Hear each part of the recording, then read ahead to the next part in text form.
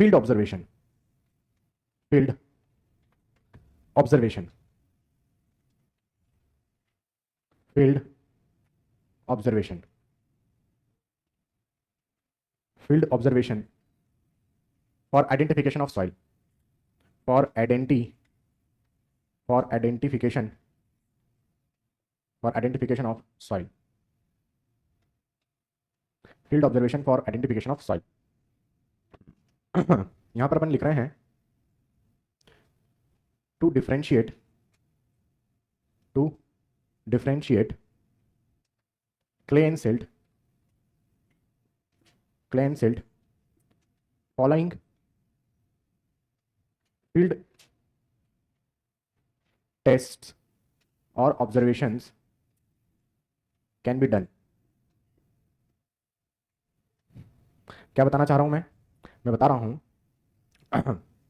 कि भैया हम लोगों को क्या करना है, हम लोगों को यदि फील्ड पर सॉइल को आइडेंटिफाई करना हो तो हम कैसे करेंगे।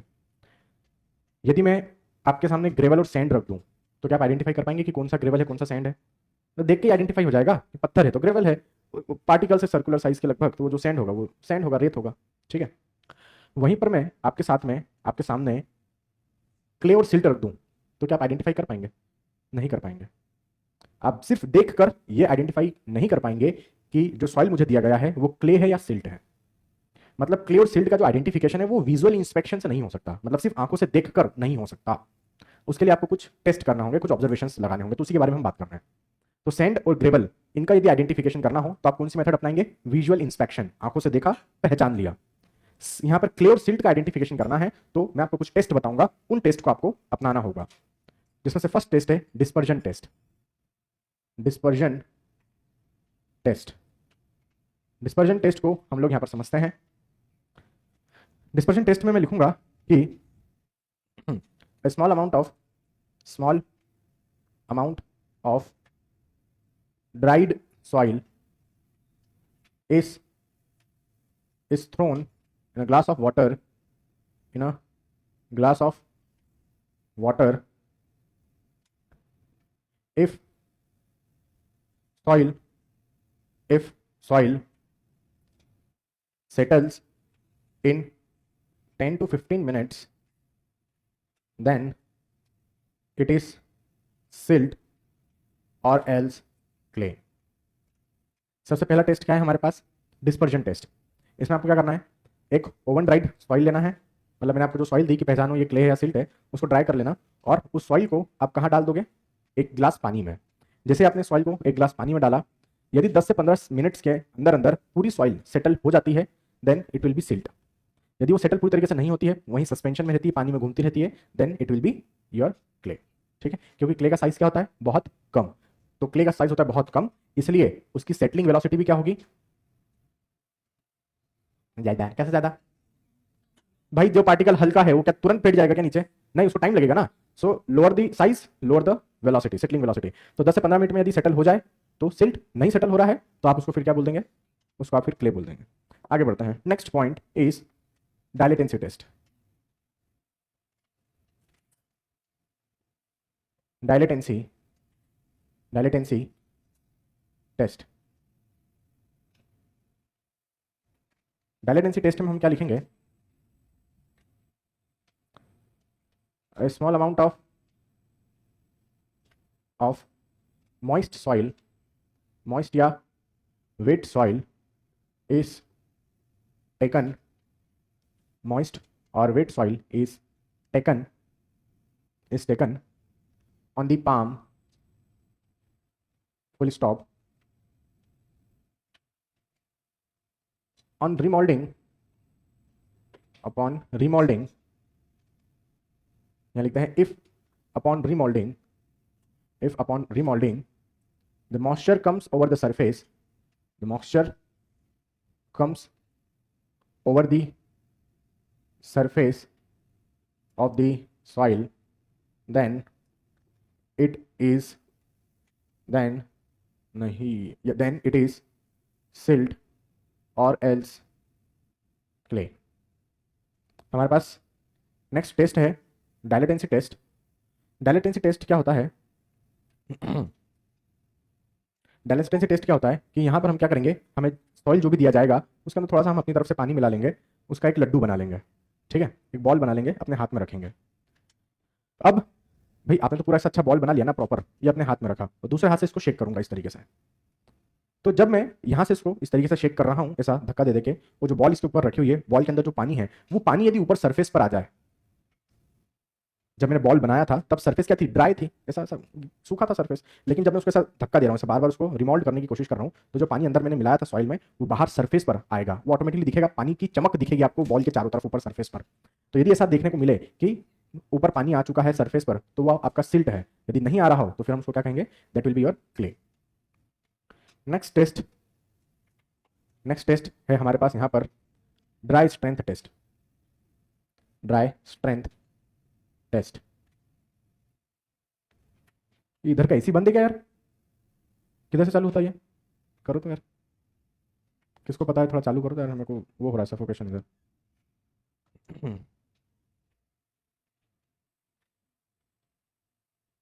अरे भाई आराम से, लगी तो नहीं?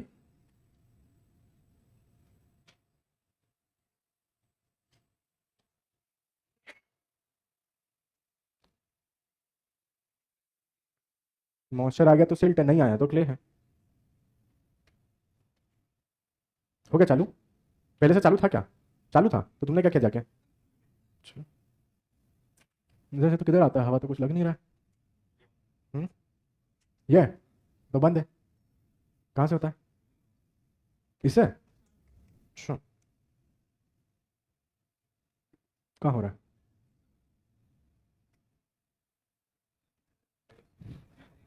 अरे ऑफ लिखा है सिर्फ रेड कलर पे, ऑन कहाँ से होगा? हैं? सब दबा दूं एक बार में?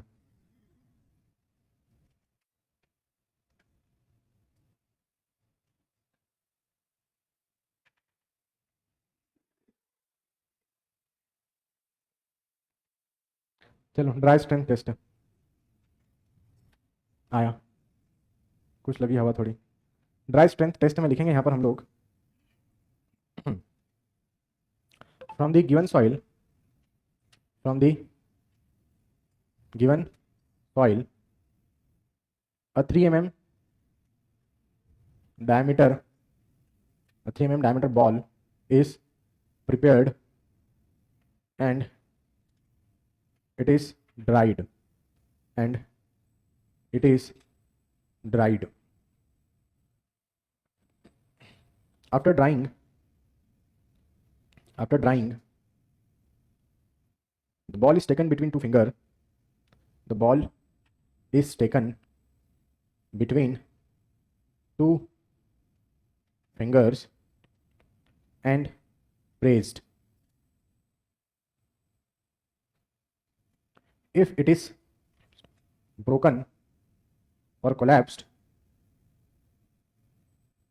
then it is sealed, or else clay, or else clay.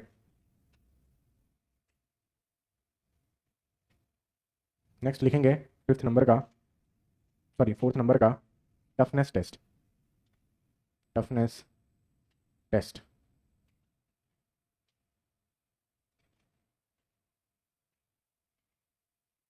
the given soil is rolled into a thread of, is rolled into a thread of 3 mm diameter, into a thread of 3 mm diameter. If soil gets crumbled before 3 mm, then it is silt, or else clay. Last में note करके एक लिखेंगे point, sand and gravel, sands and gravels can be identified, can be identified by visual inspection, visual inspection, visual inspection method। ठीक है, लिखिए जरा, तो ये था आपका फील्ड ऑब्जर्वेशन, ये क्या था आपका फील्ड ऑब्जर्वेशन।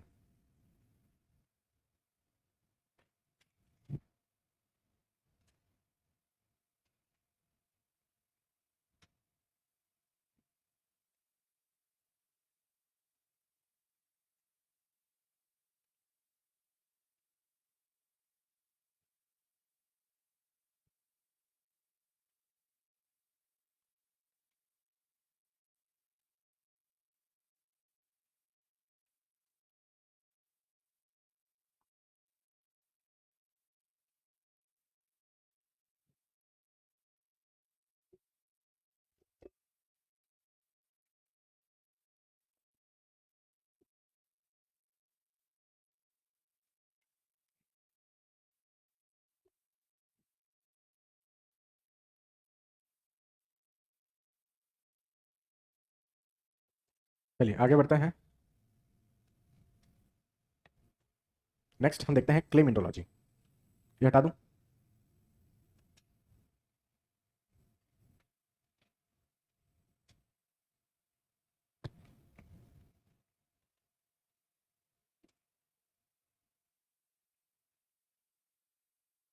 अच्छा देखो, एक एक बात देखना इधर, मैं बोल रहा हूँ अच्छा अभी लिखने वाले लिख रहे होंगे, ठीक है। मैं बोल रहा हूँ कि देखो, सबसे छोटा सॉइल क्या देखा आपने? क्ले, फिर सिल्ट, फिर सैंड और फिर ग्रेवल, फिर उसके बाद और देन उसके बाद बोल्डर्स। तो ये आपने सॉइल देखा। क्ले से भी छोटा एक होता है जिसका नाम है सॉइल कोलॉइड्स। एक सॉइल होती है जिसका नाम है सॉइल कोलॉइड्स, जो क्ले से भी छोटे साइज के पार्टिकल्स रखती है, ठीक है। ये non soluble, non suspended particles होते हैं। नॉन सॉल्यूबल मतलब पानी में घुलेंगे नहीं, नॉन सस्पेंडेड लेकिन पानी में नीचे भी सेटल नहीं होंगे। तो यदि आप इसको पानी में डालोगे तो ये ऑल टाइम तैरते रहेंगे, पानी में वहीं के वहीं घूमते रहेंगे, लेकिन नीचे सेटल नहीं होंगे। तो ऐसे पार्टिकल्स कहलाते हैं सॉइल कोलॉइड्स। क्ले से भी छोटे साइज के पार्टिकल्स ये होते हैं, ठीक है। अब इसके बारे में अपन आगे पढ़ेंगे। मैंने इसलिए बता दिया कि कहीं पे आपको पढ़ने को मिल सकता है ये शब्द, इसलिए मैंने अभी फिलहाल में बता दिया, लेकिन इसके बारे में अपन आने वाले समय में देखेंगे, ठीक है, कि इसकी परमेबिलिटी वगैरह कितनी रहती है, क्या होती है। फिर भी आप चाहो तो एक नोट मैं आप लोगों के लिए लिखवा देता हूँ, इधर बता देना, ये जो लोग ये स्क्रीन देख रहे होंगे उनको दिखता रहे। मैं यहाँ पर एक नोट करके आपको लिखवा देता हूँ, एक नोट करके मैं आपको सॉइल कोलाइट्स का लिखवा देता हूँ। Soil colloids are very small, very are very small sized particles, bracket में डाल लेंगे, smaller than clay, smaller than clay, full stop. They are they are they are non soluble, non suspended particles of soil, particles of soil, full stop. Soil colloids has soil colloids have very high, have very high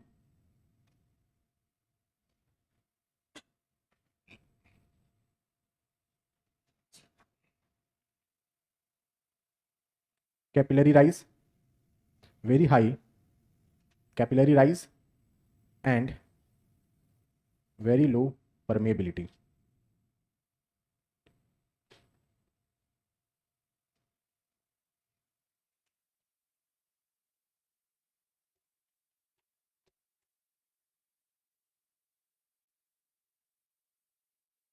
ये very low permeability एक minute अभी हटा दो, क्योंकि मैं आपको जब permeability अगला चैप्टर पढ़ाऊंगा तभी मैं आपको बताने वाला रहूंगा इसके बारे में।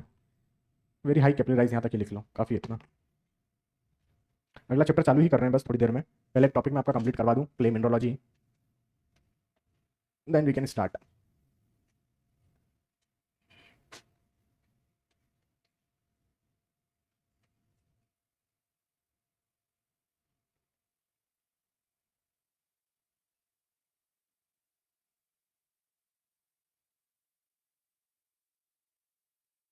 चलो ये हटा दूं, मैं इतना लिखना हो गया। स्टार्ट करते हैं हम लोग यहाँ पे, स्टार्ट करते हैं हम लोग यहाँ पर clay mineralogy. Clay mineralogy.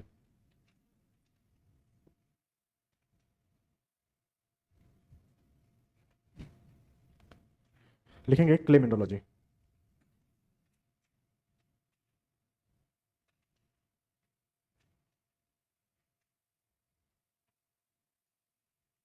Bracket में यहां पर लिखेंगे नोट करके minerals, mineral means grains of soil, grains or particles of soil। Minerals का मतलब होता है पार्टिकल्स, ठीक है। मैंने बोल दिया भाई क्ले है, तब क्ले में पार्टिकल्स मौजूद रहेंगे लेस देन 2 माइक्रोन साइज के, तो वो कौन से पार्टिकल्स है? क्या वो केओलिनाइट के पार्टिकल्स है, क्या वो इलाइट के पार्टिकल्स है, क्या वो मोन्टमोनाइट के पार्टिकल्स है? वो होते हैं मिनरल्स। तो उनकी क्या क्या प्रॉपर्टीज होती है उसके बारे में हम लोग यहाँ पर डिस्कस करेंगे। आइए स्टार्ट करते हैं। हम लोग 3 प्रकार के मिनरल्स मेनली डिस्कस करने वाले रहेंगे। सबसे पहला हम यहाँ पर देख रहे हैं केओलिनाइट। सबसे पहला हम यहाँ पर देख रहे हैं केओलिनाइट। इसके बारे में लिखेंगे इट इज ना, पॉइंट बना बना कर लिख लेंगे हम इसके अंदर। Point number 1, it is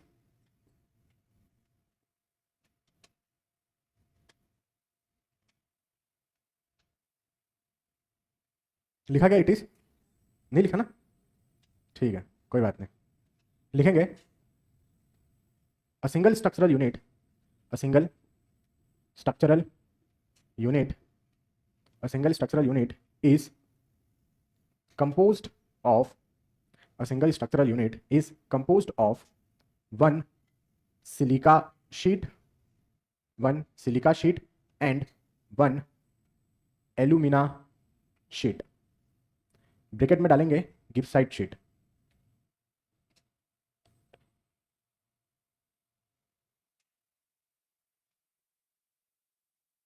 full stop. Next point, the thickness of a single structural unit, the thickness of a single structural unit is 7 angstrom। Next point डालेंगे the number of structural units, the number of structural units are joined together by a very strong bond, that is hydrogen bond, that is hydrogen bond, that is hydrogen bond।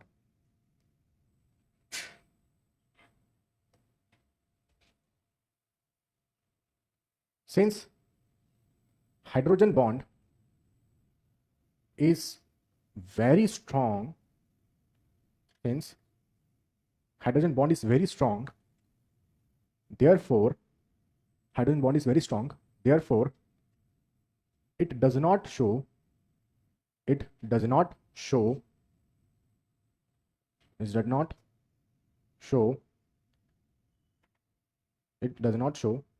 swelling and shrinkage।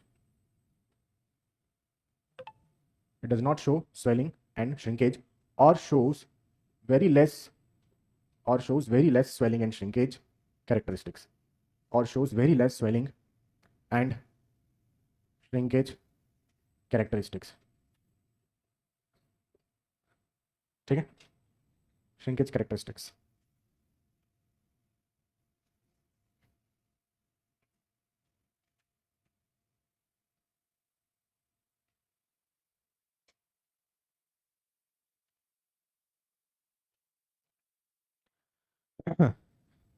Last में लिखेंगे it is least active clay mineral, it is least active clay mineral.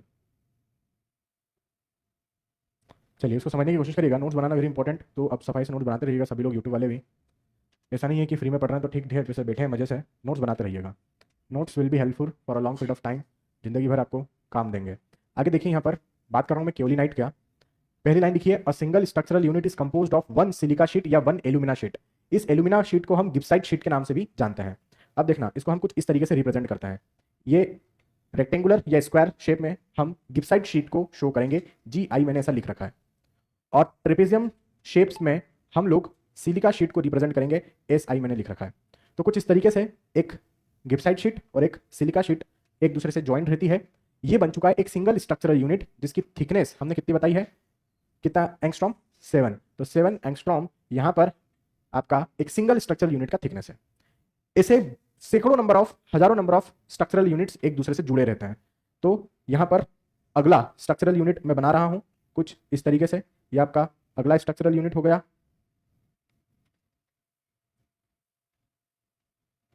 फिर एक और बना देता हूं, ये एक और आपका स्ट्रक्चरल यूनिट हो गया। तो इससे बहुत सारे स्ट्रक्चरल यूनिट एक दूसरे के साथ जुड़े हो सकते हैं। ये लिख दिया मैंने, ये ट्रेपेजियम शेप में सिलिका शीट, रेक्टेंगल में गिब्साइट, ये सिलिका शीट, ये गिब्साइट शीट, ठीक है। हर एक का जो थिकनेस होता है वो कितना होता है, 7 एंगस्ट्रॉम, ठीक है, ये 7 एंगस्ट्रॉम। अब ये बहुत सारे सिवरल स्ट्रक्चरल यूनिट्स एक दूसरे के साथ जुड़े रहते हैं, कौन से बॉन्ड से, तो यहाँ पर आपको मैंने बताया है कौन सा बॉन्ड, हाइड्रोजन बॉन्ड। तो यहाँ पर हमारे पास दो स्ट्रक्चरल यूनिट्स के बीच में जो बॉन्ड मौजूद होगा वो हाइड्रोजन बॉन्ड। तो इन दोनों के बीच में हाइड्रोजन बॉन्ड, इन दोनों के बीच में हाइड्रोजन बॉन्ड, तो ये सब एक दूसरे के साथ जुड़े हुए रहते हैं हाइड्रोजन बॉन्ड से। और ये जो हाइड्रोजन बॉन्ड है ये बहुत स्ट्रॉन्ग बॉन्ड है, बहुत ज्यादा स्ट्रॉन्ग बॉन्ड है हाइड्रोजन बॉन्ड, जिसके कारण हम यदि इसके अंदर पानी मिलाते हैं तो हमें ना तो ज्यादा स्वेलिंग देखने को मिलेगा, और यदि हम पानी निकालते हैं तो ना ही इसमें बहुत ज्यादा श्रिंकेज देखने को मिलेगा। So it does not show swelling और श्रिंकेज, या फिर it shows very less swelling and shrinkage. या तो ये शो नहीं करेगा जनरली, और करेगा भी तो बहुत कम वैल्यू स्वेलिंग एंड श्रिंकेज की शो करेगा। इसलिए इसको हम लीस्ट एक्टिव क्ले मिनरल बोलते हैं। हमने जब एक्टिविटी पढ़ी थी तो मैंने एक्टिव का मीनिंग बताया था कि कोई भी सॉइल यदि एक्टिव है उसका मतलब है कि वाटर कंटेंट चेंज करने पर वो अपने वॉल्यूम ऑफ सॉइल को चेंज कर लेता है।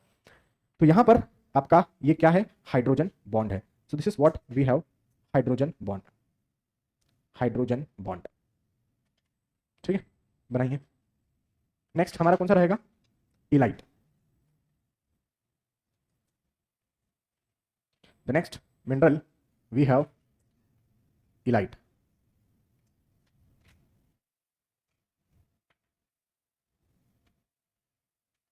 बनाया सभी ने,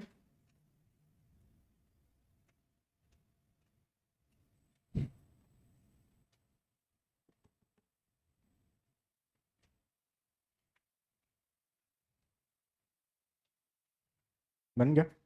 चलिए तो स्टार्ट करते हैं। नेक्स्ट हमारा जो मिनरल है वो है इलाइट। इलाइट के बारे में लिखते हैं, a single structural unit, a single structural unit is composed of, is composed of one gibbsite sheet, composed of one gibbsite sheet and two silica sheet. Next point, the gibbsite sheet, the gibbsite sheet is sandwiched, is sandwiched between two silica sheets, silica sheets. The thickness of a single structural unit, of a single structural unit is, the thickness of a single structural unit is, the thickness of a single structural unit is 10 angstrom. Several number of structural units are joined together by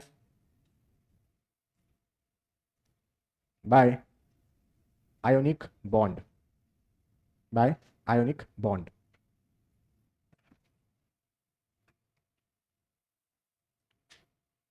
It shows medium or intermediate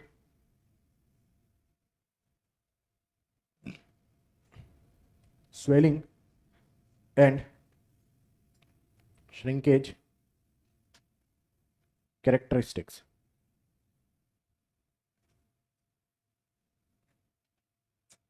It shows medium, intermediate swelling and shrinkage characteristics.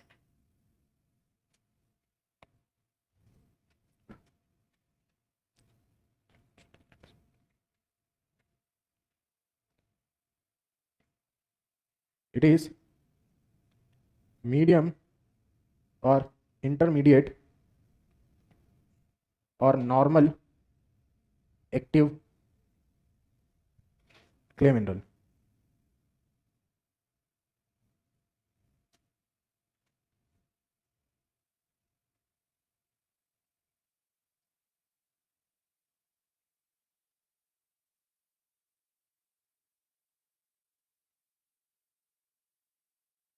लिखा? चलिए इधर आ जाइए। अब देखना यहाँ पर कि मैं क्या बताना चाह रहा हूँ, इधर ले आना बोर्ड पे, बस इधर वाला दिखाना, हाँ बस। हाँ तो यहाँ पर दिखेगा, लिखा है single structure unit composed of one gibbsite sheet. तो ये हमने एक गिब्साइट शीट बना दिया और दो सिलिका शीट। तो एक सिलिका शीट ऊपर रहेगा और दूसरा सिलिका शीट नीचे रहेगा, कुछ इस तरीके से।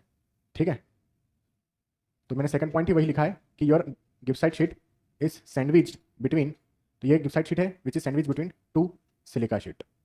अब इन दोनों, इनका जो ओवरऑल थिकनेस होता है एक सिंगल स्ट्रक्चरल यूनिट का, वो कितना है? 10 एंगस्ट्रॉम। इससे बहुत सारे स्ट्रक्चरल यूनिट्स एक दूसरे से जुड़े रहेंगे। तो अपन बना देते हैं बहुत सारे structural units.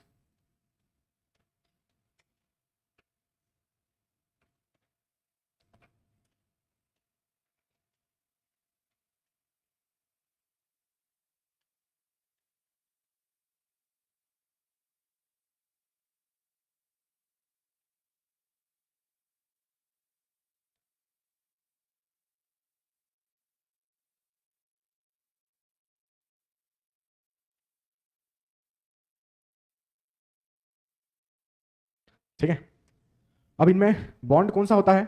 Ionic bond.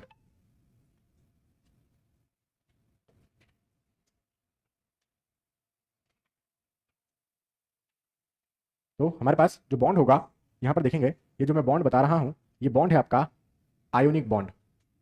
Ionic bond, और कौन सा भी आयन का हो सकता है, ज़्यादातर ये रहता है पोटेशियम आयन का। पोटेशियम आयनिक, सोडियम आयनिक, कोई सा भी बॉन्ड हो सकता है। वैसे ज़्यादातर पोटेशियम आयनिक बॉन्ड हमें देखने को मिलता है, इसलिए उसको मैंने पहले नंबर पर बता रखा है। ठीक है, तो आयनिक बॉन्ड मौजूद रहेगा। उसमें पहले वाले में कौन सा था? केओलिनाइट में हाइड्रोजन बॉन्ड।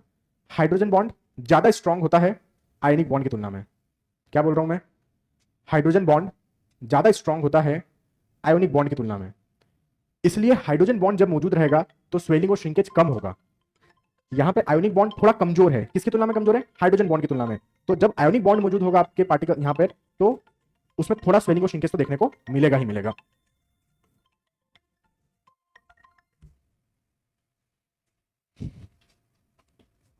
ठीक है, सो यहां पे थोड़ा स्वेलिंग एंड श्रिंकेज हमें देखने को मिलेगा। इसको नॉर्मल एक्टिव मिनरल हम यहां पर बोल सकते हैं। आगे बढ़े, हमारा नेक्स्ट जो रहेगा तीसरे नंबर का, वह है montmorillonite. Montmorillonite, montmorillonite clay mineral, ये हमारा तीसरे नंबर का लास्ट मिनरल। ठीक है, मोंट मोरिलो नाइट मिनरल। आप लोग इतना लिख लो, केवल नाइट, यहाँ तक का लिख लिएगा सब लोग, इलाइट का। हाँ, सबका लिखना होगा इलाइट का। ठीक है, तो मैं मोंट मोरिलो नाइट के बारे में लिख रहा हूँ।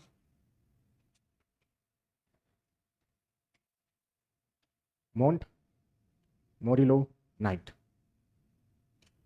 Point number 1, a single structure unit is composed of one gibbsite sheet and two silica sheet. जैसा इलाइट में था सेम इसका भी रहेगा, मोंट मोरिलो नाइट का भी। देन गिब्साइट शीट में कंपोज रहेगा, मतलब बीच में रहेगा सिलिका शीट के, थिकनेस सेम रहेगी 10 angstrom. Several structure units are joint together by, जब हमारे पास आयनिक बॉन्ड था इलाइट में, तो यहाँ पर हमारे पास क्या रहेगा? यहाँ पर हमारे पास रहेगा वाटर बॉन्ड। क्या रहेगा यहाँ पर हमारे पास? Water bond. वॉन्डरवाल फोर्सेस भी इसको हम बोल सकते हैं। ठीक है, it shows high swelling and shrinkage characteristics. It shows very high, it shows very high swelling and shrinkage characteristics. Then it is highly active clay mineral. It is highly active clay mineral. लिखो जरा पूर्ति से, full stop लिखिए पूरा सभी lines.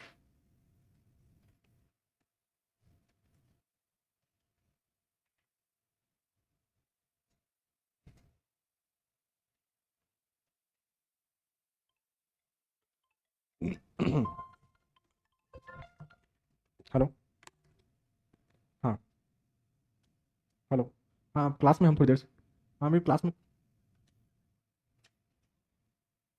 App में।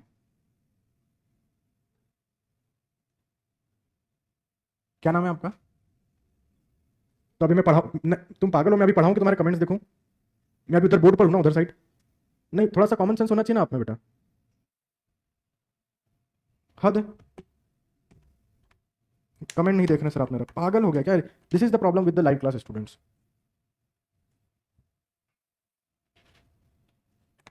मैं emergency के केस में मोबाइल चालू रखता हूँ क्लास में कि यार कुछ किसी की प्रॉब्लम हो या कुछ हो, तो वो भाई फोन लगा बोल रहा है ऐसा कमेंट। अरे भाई मैं पहले पढ़ा तो लूँ, फिर देखूंगा ना कमेंट्स तुम्हारे।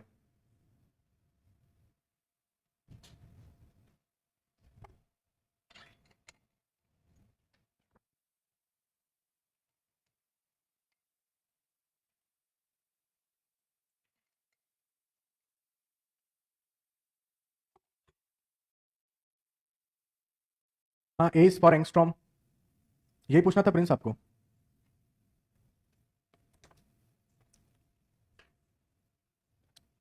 अब ये मैं जितनी बार ए लिखता हूँ उतनी बार बोलता हूँ ए एंगस्ट्रॉम है, एंगस्ट्रॉम है, तो रही क्या ए मीन्स व्हाट?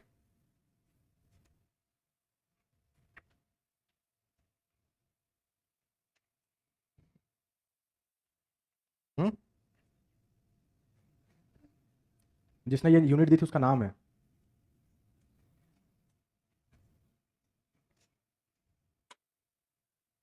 मेजरमेंट की यूनिट जैसे मीटर, किलोमीटर, सेंटीमीटर होता है ना भाई।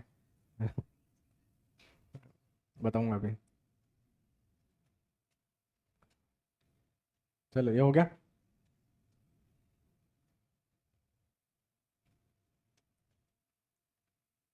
लिख लिए सभी लोग? इधर देखेंगे, हम मोंट मोरिलोनाइट की बात कर रहे हैं। तो मोंट मोरिलोनाइट मिनरल जो है आप लोगों का, इस मोंट मोरिलोनाइट मिनरल में आपका एक सिंगल स्ट्रक्चरल यूनिट जो है वो कंपोज रहता है दो सिलिका शीट और एक एल्यूमिना शीट से। इस गिप्साइट शीट को एल्यूमिना शीट भी आप बोल सकते हैं। सो ये बीच में रहेगा और ये ऊपर नीचे रहेंगे। ऐसे बहुत सारे यूनिट्स हो सकते हैं, और वो कौन से बॉन्ड से जुड़े हुए रहेंगे? वो आपके वाटर बॉन्ड या जो वंडरवॉल फोर्सेस आप लोगों ने पढ़े होंगे कभी केमिस्ट्री में, उससे जुड़े हुए रहते हैं। तो यहां पर मैं शो कर देता हूं कि they are joined together by water bond, very weak water bond. अब देखो, सबसे पहला हमने क्या देखा था? केओलिनाइट। सबसे पहला हमने क्या देखा था? केओलिनाइट। दूसरा हमने क्या देखा? इलाइट। और तीसरा क्या देख रहे हैं? मोंट मोरिलोनाइट। केओलिनाइट में हमारे पास बॉन्ड कौन सा था? Hydrogen bond. इलाइट में आयनिक बॉन्ड, और यहां पर वाटर बॉन्ड। इन सब में सबसे ज्यादा स्ट्रॉन्ग बॉन्ड कौन सा है? Hydrogen bond. बॉन्डिंग चूंकि बहुत स्ट्रॉन्ग, इसलिए आप वॉल्यूम ऑफ वाटर डालेंगे भी तो पार्टिकल्स स्वेल नहीं कर, मतलब आपकी सॉइल स्वेल नहीं करेगी।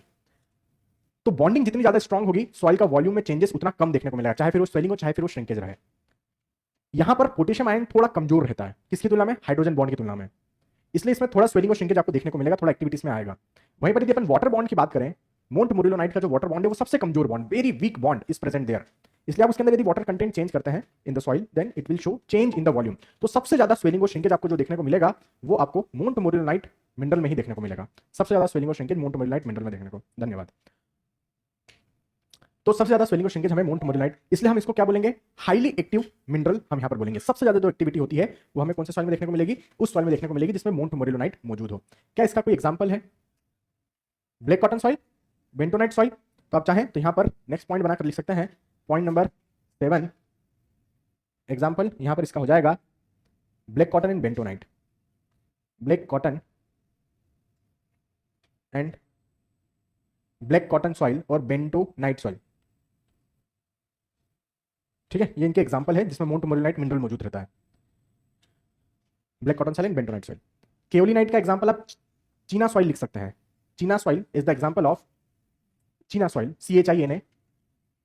चीना soil is the example of, हाँ चाइना सॉइल भी बोल सकते हैं उसको, बेटर है वो ना बोलते हुए चीना सॉइल आप बोलिए। तो एग्जांपल ऑफ केओलिनाइट, सबसे पहला एग्जांपल ऑफ केओलिनाइट चीना सॉइल, CHINA। ठीक है, आगे बढ़ते हैं। यहां पर मान लीजिए मैंने मान लीजिए यहां पर मैंने लिखा लेट लेट केओलिनाइट को हमने ए से रिप्रेजेंट कर रखा है, इलाइट को बी से रिप्रेजेंट कर रखा है, और मोंट मोरिलोनाइट को सी से मैंने रिप्रेजेंट कर रखा है। ठीक, kaolinite, illite, montmorillonite, A B C से मैंने इसको यहां पर रिप्रेजेंट कर रखा है।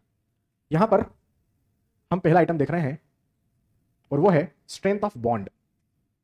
Strength of bond, strength of bond के हिसाब से, स्ट्रेंथ ऑफ बॉन्ड के हिसाब से इंक्रीजिंग ऑर्डर में इनको अरेंज करना है। स्ट्रेंथ ऑफ बॉन्ड के हिसाब से इंक्रीजिंग ऑर्डर में इनको अरेंज करना है। क्या लिखूं मैं? सबसे पहले क्या लिखूं? सी, फिर उससे ज्यादा स्ट्रेंथ किसमें और सबसे ज्यादा स्ट्रेंथ किसमें? सी के अंदर कौन सा बॉन्ड? Water bond. फिर आयन में भी कौन सा? और इसमें hydrogen. Next point, swelling and shrinkage characteristics. Swelling and shrinkage characteristics. Swelling and shrinkage characteristics, इसके हिसाब से बताइए इंक्रीजिंग ऑर्डर किसके अंदर सबसे ज्यादा स्वेलिंग श्रिंकेज देखने को मिलता है? ठीक है, मेरे इंक्रीजिंग ऑर्डर में बताइए। एबीसी होगा, सबसे कम केओलिनाइट में, उससे ज्यादा इलाइट में और सबसे ज्यादा मोंटमोरिलोनाइट में आपको देखने को मिलेगा। ठीक है,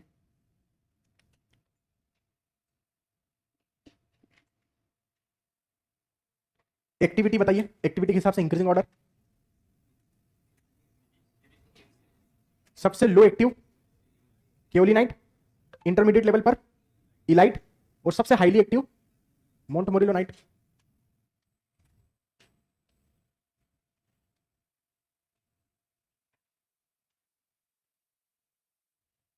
प्लास्टिसिटी के हिसाब से, प्लास्टिसिटी के हिसाब से इंक्रीजिंग ऑर्डर।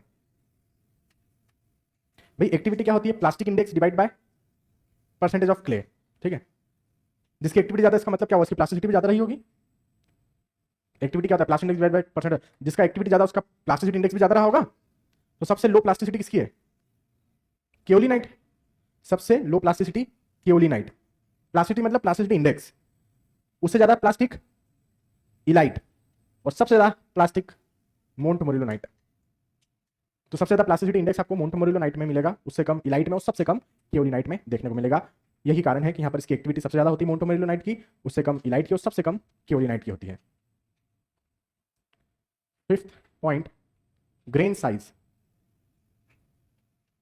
पार्टिकल साइज की यदि अपन बात करें, जो मिनरल्स के जो ग्रेन साइज पार्टिकल साइज होते हैं, उसमें भी आपका क्या होगा?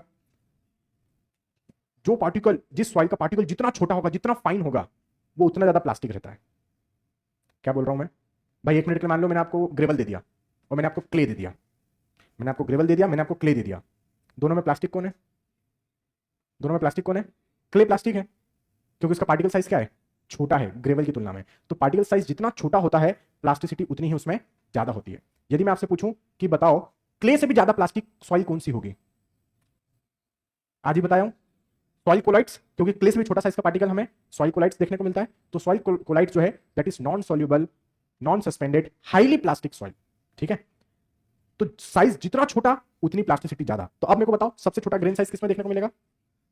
मोंटमोरिलोनाइट, उससे ज्यादा इलाइट और सबसे ज्यादा केओलिनाइट का हमें देखने को मिलेगा। ठीक है, लिखिए जरा।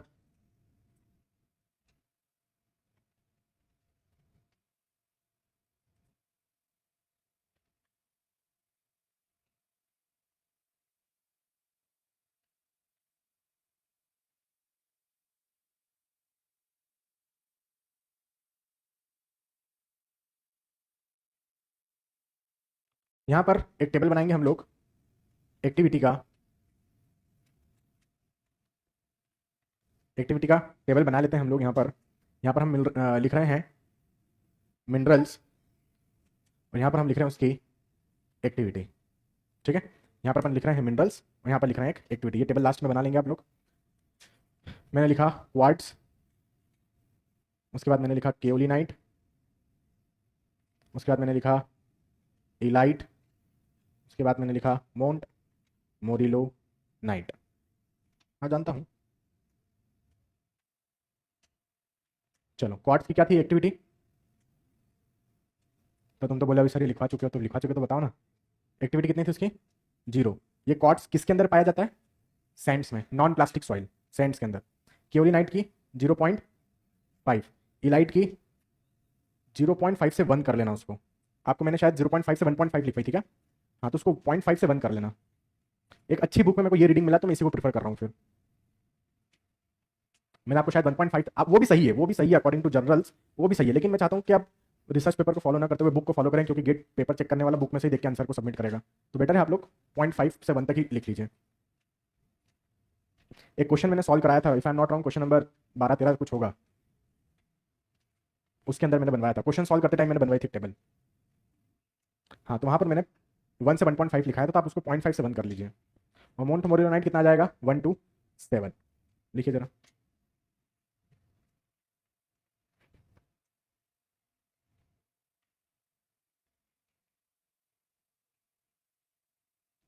हो गया यहाँ तक का लिखना। क्वेश्चन नंबर वर्कबुक का 20 और 21 सॉल्व करिए जरा जल्दी से, प्लीज सॉल्व वर्कबुक का 20 और 21।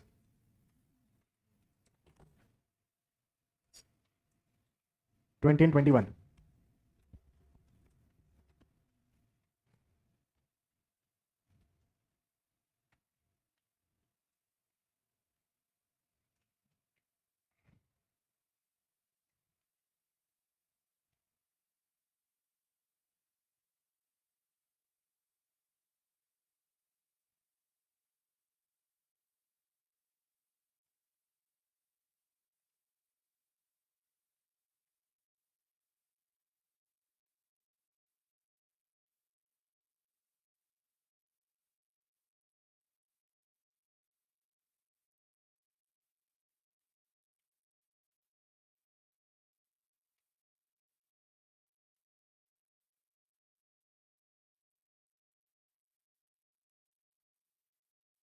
हाँ, क्वेश्चन सॉल्व हो गया। इधर कर दो भाई कैमरा, लिखना हो गया उधर बच्चों का तो ठीक है। एक बार यूट्यूब की स्क्रीन दिखा देना, क्या आ रहा है आंसर सभी का, क्या आंसर आ रहा है सभी का। क्वेश्चन नंबर 20 आपको गेट 2014 आईआईटी कानपुर ने खड़गपुर ने पूछा था, the clay mineral governing the swelling behaviour of the black cotton soil, example क्या बन जाएगा, ब्लैक कॉटन सॉइल किसमें मौजूद होता है, मोंट मोरिलो नाइट में। तो आंसर बन गया है option number D. Engineering services का 2009 का क्वेश्चन एक देख रहे हैं, आपको बोला गया है एक नंबर पे केओली नाइट है, 2 नंबर पर मोंट मोरिलो नाइट है, और 3 नंबर पर इलाइट दिया गया है। What is the correct sequence in increasing order of their plasticity index, IP का इंक्रीजिंग ऑर्डर आपको बताना है। आप जानते हैं सबसे छोटा प्लास्टिसिटी जिसमें होता है वो केओलिनाइट में होता है, उससे ज़्यादा इलाइट में, और सबसे ज़्यादा हाईली प्लास्टिक सॉइल जो है वो मोंट मोरिलोनाइट वाली सॉइल रहेगी, जिसको हमने 2 से डिनोट कर रखा है। सो 1 3 2 ये इसका सही सीक्वेंस होगा। तो आपका सही आंसर क्या बन गया है, option number C. Engineering services 2009 का क्वेश्चन आपको देखने को मिल रहा है। ठीक है, 1 3 2। आई होप इसका आंसर सभी को आ गया होगा। आगे बढ़ें, तो इसी के साथ आपका ये वाला चैप्टर क्या होता है, यहाँ पर समाप्त होता है। आगे बढ़ते हैं, स्टार्ट करते हैं नया चैप्टर। तो यहाँ तक आते आते आपके कितने मार्क्स कंफर्म हो चुके हैं गेट एग्जाम में, यहाँ तक आते आते आपके कितने मार्क्स कंफर्म हो गए, 2 नंबर। कितने नंबर कंप्लीट हो गए, कितने धीरे बोल रहे हो, इतना सारा पढ़ने के बाद कितने पेजेस भरा गए, 100 पेज हो गए ना। अब तुम जितने नंबर ऑफ चैप्टर्स है उसका मल्टीप्लाई कर लो, कितने पेजेस लग जाएंगे, 800 पेज। हाँ, 100 पेजेस हो गए होंगे, क्योंकि मैं मेरे को एक बच्चे ने, मैं इसलिए विश्वास के साथ बोल रहा हूँ 100 पेजेस, क्योंकि एक बच्चा ने मेरे को उसके नोट्स पीडीएफ बना के भेजे थे, तो आज तक का जहाँ मैं पढ़ाया हूँ उस पीडीएफ का है, किसका, कितने पेज में, 100 नंबर पे खत्म हुआ। हाँ, तो वो पीडीएफ में भी नंबरिंग आ जाती है ना, पीडीएफ बन के आती है कोई चीज़, तो उसमें भी करीब 100 नंबर पे आके खत्म हुआ है। तो ठीक है, हमारा एक चैप्टर खत्म हो गया, ये खुशी की बात है, 100 पेजेस इज नॉट इंपॉर्टेंट। ठीक है, आप कितनी मोटी में, केवल इतने ही बचे पेज, अब उतना खत्म हो गया। अच्छा मैं वही बोलूँ। हाँ ठीक है ठीक है, हाँ कोई फर्क नहीं पड़ता पेजेस से, सीखना इज इंपॉर्टेंट। पेजेस तो क्या है, ये सब हाथ का मेल है, आते रहेगा जाते रहेगा, है ना। एक काम जरूर आप लोग करिएगा, ऐसा सिर्फ जियोटेक में नहीं, सभी नोट्स में मौका मिलने से इनका पीडीएफ बना ली करिए, स्कैन करके, मोबाइल में होता है ना स्कैनर, तो स्कैन करके उसको पीडीएफ फॉर्म में कन्वर्ट करके नोट्स अपने पास में रख सकते हैं।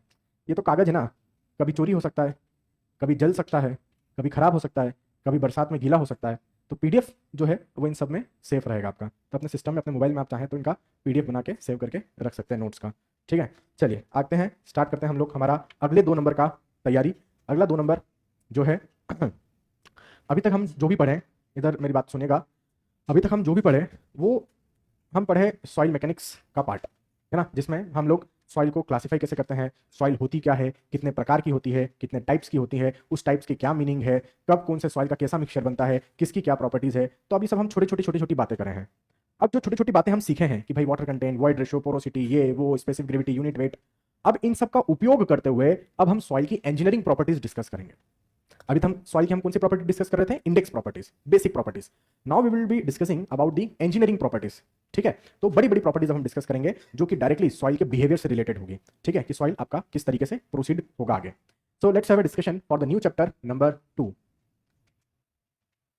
Chapter number 2 and the chapter is permeability, permeability comma effective stress, comma, देखो परमेबिलिटी हो गया, इफेक्टिव स्ट्रेस हो गया, comma seepage analysis, seepage analysis, comma well hydraulics.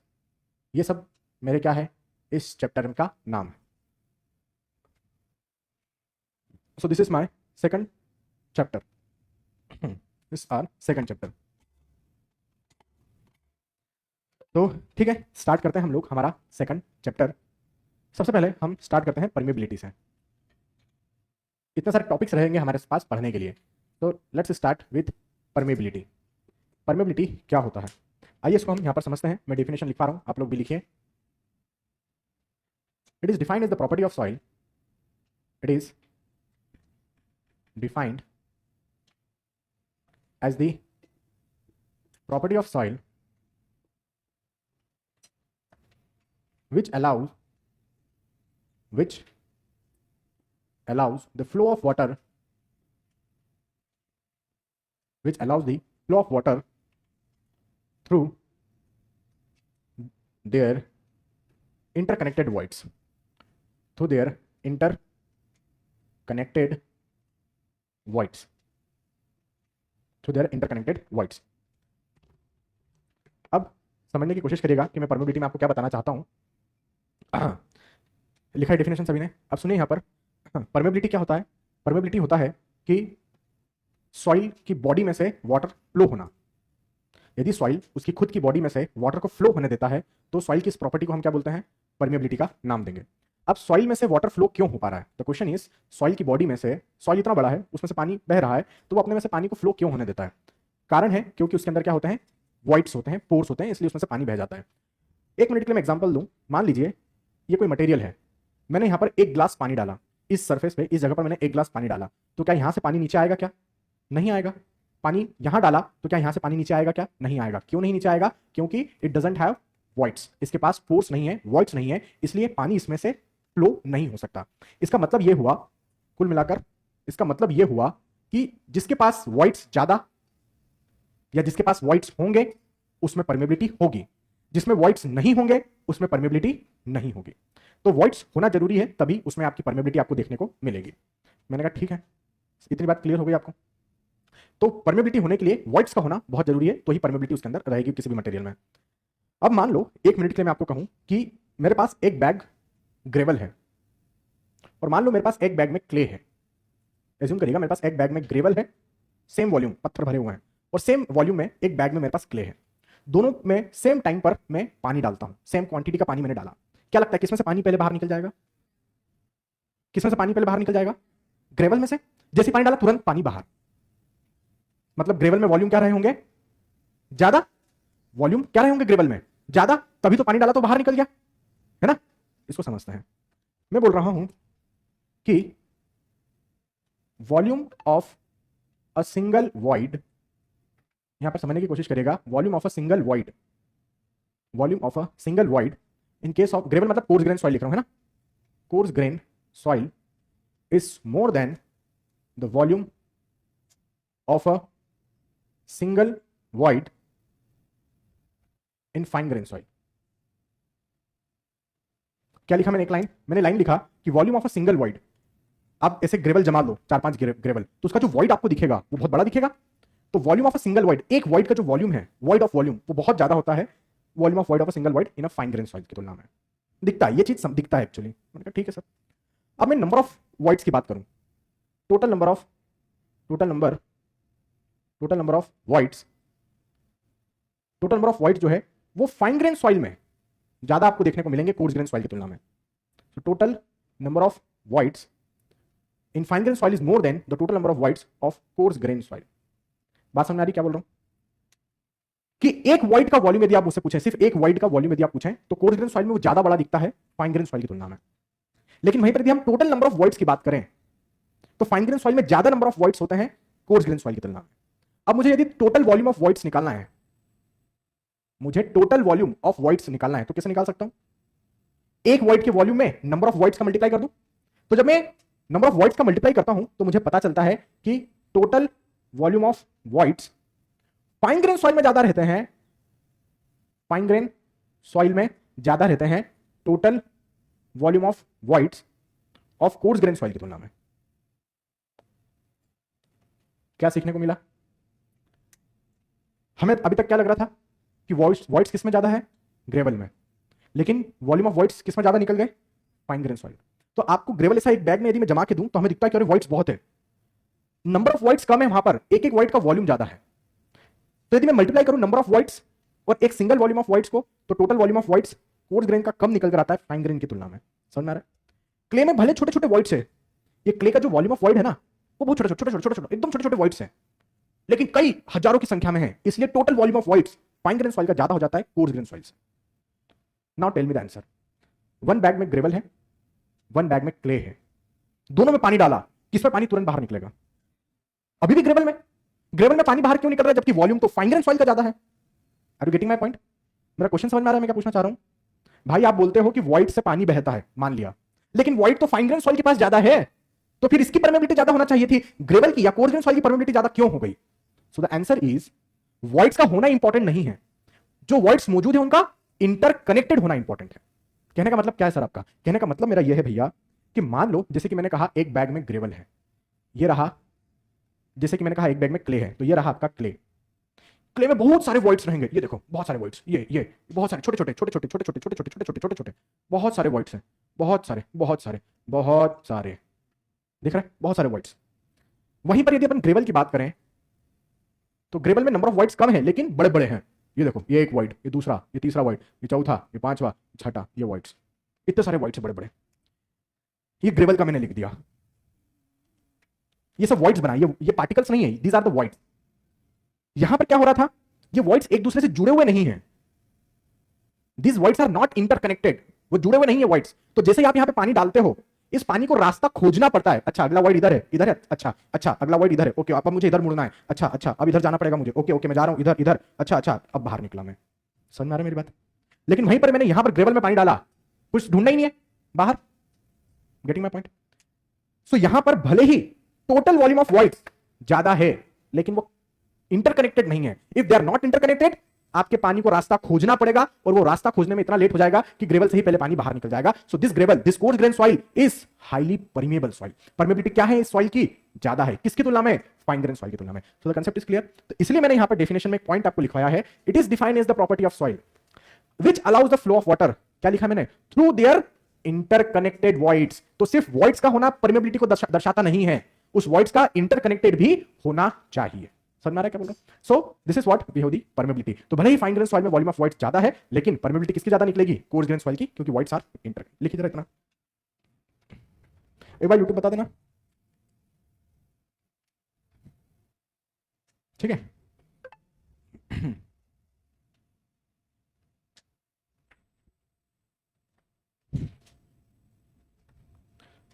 तो नोट करके हम लोग यहां पर लिखेंगे, नोट कर कर हम लोग यहां पर लिखेंगे कि भैया even if the total even if the total volume of voids are even if total volume of voids are more in fine grained soil, but permeability is more, but permeability is more in coarse grained soil, in coarse grained soil, because the voids in coarse grained soil, because the voids in coarse grained soil interconnected, are interconnected. लिखिए जरा, ठीक है, voids are interconnected.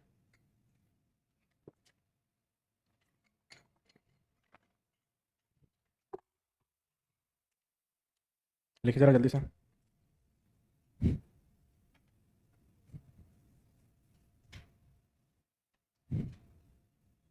मेला वगैरह घूम के आए हो कि नहीं तुम लोग? हैं? नहीं गए? कौन कौन गया? एक दो चार पाँच, बस छः? मेला तो जाना चाहिए, क्योंकि मेला दिलों का आता है, एक बार आके चला जाता है। हैं? झूला झूल लेंगे? इधर होके आना है, अच्छा लगा। दो तीन जगह पे लगा मेला। नहीं, दो तीन भी नहीं, तीन चार जगह पे लगा है। एक तो ये हुड़ुको में लगा है ना, वो ब्रिज उतर के नीचे जाते हैं। और एक इधर लगा है, सेक्टर में, सेक्टर 10 है ना वो।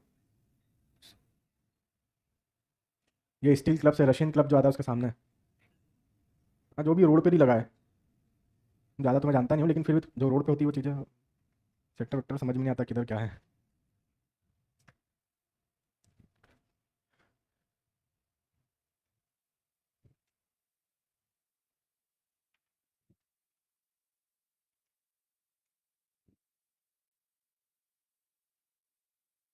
आज तो आखिरी दिन है ना, विसर्जन गणेश जी का। तो मेला कल आज खत्म हो जाएगा।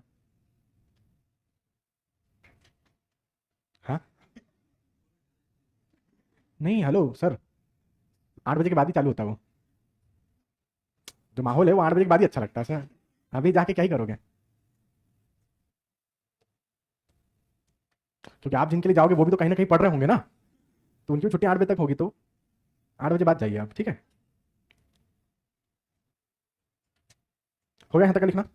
ठीक है, आगे बढ़ते हैं।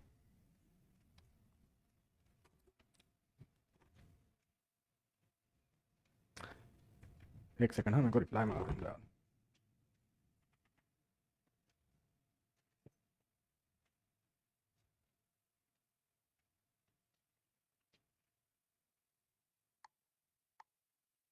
मेरे पास बहुत सारे बच्चे लोग काम करते हैं ना, वो लोग रिपोर्ट करते हैं, वो ऐसे टाइम पर रिपोर्ट करते हैं जिस टाइम पे मैं बिजी होता हूँ, रिप्लाई नहीं दे पाता हूँ। फिर 2-3 घंटे बाद तो उनकी छुट्टी हो जाती है ना। वैसे हमने तो आपको रिपोर्ट किया था, आप ही नहीं कुछ बताया क्या काम करना है, तो हम बैठे हुए थे। इसलिए मेरे को रिप्लाई करना जरूरी होता है कभी कभी क्लास में, इसलिए मोबाइल भी मुझे चालू रखता हूँ मैं। ये यूट्यूब वालों की क्यों हंसी आ रही है? अच्छा, anyway, come to the point. यहाँ पर देखते हैं हम लोग in fluid mechanics, in fluid mechanics, in fluid mechanics, in fluid mechanics, यदि मुझे टोटल हेड निकालना है तो मैं कैसे निकालता हूँ? इन फ्लूड मैकेनिक्स और पाइप फ्लो कंडीशन, ऐसा लिखता हूँ। इन फ्लूड मैकेनिक्स के बजाय बेटर है आप लिखें इन पाइप फ्लो, ब्रैकेट में डाल लेता हूँ इन पाइप फ्लो। आपने पढ़ा होगा टोटल हेड हम कैसे निकालते हैं? What is the total head? Total head is equal to pressure head plus velocity head plus datum head या पोटेंशियल हेड या एलिवेशन हेड, कुछ भी बोल लो। या तो एलिवेशन हेड बोल लो या पोटेंशियल हेड बोल लो या डेटम हेड बोल लो, कुछ भी बोल सकते हैं। So this is what we who the total head, total energy. तो ये पाइप का एनर्जी होता है या जो पाइप में पानी फ्लो हो रहा है उसका एनर्जी होता है? पानी का एनर्जी है ये, ठीक है। वहीं पर यदि अपन जियो टेक्निकल इंजीनियरिंग की बात करें, in geotechnical engineering, geotechnical engineering की यदि अपन यहाँ पर बात करें, फ्लो थ्रू सॉइल, ब्रैकेट में डालेंगे फ्लो थ्रू सॉइल। वहां पर पाइप में से पानी फ्लो होता है, यहाँ पर सॉइल में से पानी फ्लो होगा। यहाँ पर जो टोटल हेड होता है वो कितना होगा? टोटल हेड यहाँ पर होगा pressure head plus velocity head plus elevation head. तो यहाँ पर ध्यान दीजिएगा, मैं क्या करने वाला हूँ, इस वेलोसिटी हेड को यहाँ से क्या करने वाला हूँ, डिलीट करने वाला हूँ। सो वेलोसिटी हेड को हम यहाँ पर क्या कर रहे हैं, इग्नोर्ड। सो आपका टोटल हेड कितना आ गया? टोटल हेड जियो टेक्निकल इंजीनियरिंग में हम लेंगे pressure head plus elevation head के बराबर। क्यों सर आपने वेलोसिटी हेड को कंसीडर क्यों नहीं किया जियो टेक्निकल इंजीनियरिंग में? कारण यह है, आप देखिए मैंने खुद ने यहाँ पर लिखा है पाइप फ्लो, मतलब एक पाइप में से पानी फ्लो होगा। अब पाइप में से जो पानी फ्लो होगा वो तो कई मीटर क्यूब लीटर्स में फ्लो होगा, है ना भाई? एक पाइप है उसमें से पानी फ्लो हो रहा है तो बहुत ज्यादा डिस्चार्ज में फ्लो होगा। अब यदि डिस्चार्ज बहुत ज्यादा है, यदि आपका डिस्चार्ज बहुत ज्यादा है, इसका मतलब है कि उसकी वेलोसिटी भी ज्यादा है। डिस्चार्ज क्या होता है? Area into velocity. मैं बोल रहा हूं पाइप फ्लो में पूरा पाइप के क्रॉस सेक्शन से पानी फ्लो हो रहा है, होलो पाइप है, होलो पाइप में से पूरा पानी फ्लो हो रहा है। डिस्चार्ज बहुत ज्यादा होता है तो वेलोसिटी भी फिर क्या होगी आपकी, बहुत ज्यादा होगी। कब? पाइप फ्लो के केस में। वहीं पर यदि अपन जियोटेक की बात करें तो यहां पर पानी किससे फ्लो हो रहा है? सॉइल की बॉडी में से। तो आपको क्या लगता है जितना पानी पाइप में से फ्लो हो रहा होता है क्या उतना सॉइल में से भी फ्लो होगा क्या? अरे बहुत कम पानी फ्लो होता है भाई सॉइल में से, सीपेज जिसको हम बोलते हैं, जिसको हम क्या बोलते हैं, सीपेज बोलते हैं। तो डिस्चार्ज की जो मात्रा होती है, जो पानी के फ्लो होने की मात्रा जो होती है सॉइल में से, वो काफी कम रहती है। डिस्चार्ज काफी कम रहता है सॉइल के थ्रू फ्लो होने पर। तो एज अ रिजल्ट आपका वेलोसिटी भी क्या रहेगा, काफी कम। तो इसलिए हम वेलोसिटी हेड को यहां पर क्या करने वाले रहेंगे, इग्नोर करने वाले रहेंगे। तो अब से जियोटेक्निकल इंजीनियरिंग में जहां जहां पर मुझे टोटल हेड निकालने का काम पड़ेगा, मैं वेलोसिटी हेड को कंसीडर नहीं करूंगा। मैं किसको कंसीडर करूंगा? केवल प्रेशर हेड और एलिवेशन हेड को। लिखिए जरा इतना, प्रेशर हेड और एलिवेशन हेड को ही हम लोग यहां पर कंसीडर करेंगे। चलिए इतना आप लोग लिखिए जरा, मैं रब कर देता हूं, फिर हम लोग आगे का स्टार्ट करते हैं।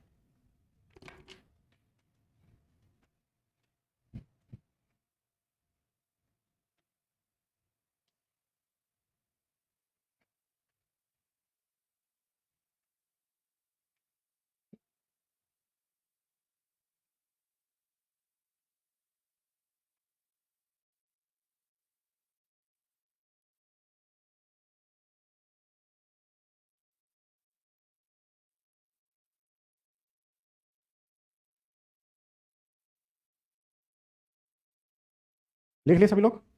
चलो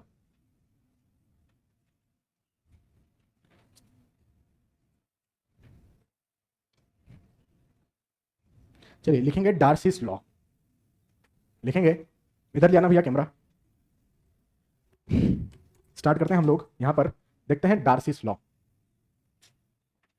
डार्सिस लॉ, चलिए इधर देखिए, आराम से बनाते रहिएगा, नो प्रॉब्लम। पहले देख लो, मान लीजिए कि मेरे पास, मान लीजिए कि मेरे पास इस तरीके से एक सॉइल का सैंपल है।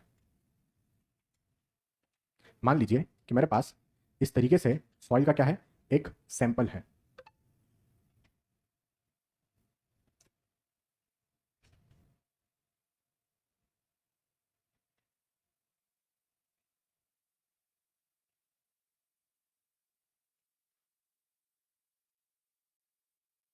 यहां कहीं पर मैंने डेटम मान रखा है। मान लीजिए कि यहां कहीं पर मैंने एक आर्बिटरी डेटम मान रखा है। So this is what we have, datum. ठीक है, यहां पर मैं लिख देता हूं, दिस इज योर डेटम। अब यहां पर समझने की कोशिश करिएगा, यह है आपका सॉइल। एक ग्लास की ट्यूब होगी, एक कांच की ट्यूब होगी, जिसके अंदर हमने सॉइल भरा हुआ है कुछ इस तरीके से कि यहां पर यदि मैं पीजोमीटर लगा रहा हूं, इसको क्या बोलते हैं, क्या मेजर करता है ये, प्रेशर हेड। तो यहां पर पीजोमीटर लगाऊंगा तो वाटर का लेवल इतना है, यहां पीजोमीटर लगाऊंगा वाटर लेवल इतना है। अब यहां पर पूरा आपका ये सॉइल हम लोगों ने भरा हुआ है, इसको अपन सॉइल सैंपल पूरा अच्छे से लिख देते हैं। This is what we have, soil sample. इसका बढ़िया से हैचिंग कर देता हूं ताकि आपको देखने में अच्छा लगे। इस सॉइल सैंपल का जो लेंथ है, मान लेने दीजिए the length of the soil sample is L. L is the length of soil sample. अब यहां पर समझने की कोशिश करना कि मैं क्या बताना चाह रहा हूं। मान लीजिए कि आपका एक पॉइंट है, पॉइंट ए, और ये एक पॉइंट है, पॉइंट बी। यहां पर हमने डेटम से हाइट मेजर किया, बोले तो पोटेंशियल हेड मेजर किया। कितना आ रहा है हेड? तो मान लीजिए कि आपका जो हेड आ रहा है वो आपका क्या है, एलिवेशन हेड है एट ए। बस आप ये हाइट मेजर कर लो, this is the elevation head. आपने इस जगह पर पीजोमीटर लगाया है पॉइंट ए पर, वाटर का लेवल यहां पर हमारे पास इतना है, तो ये आपका क्या हो चुका है, ये आपका प्रेशर हेड एट ए हो चुका है।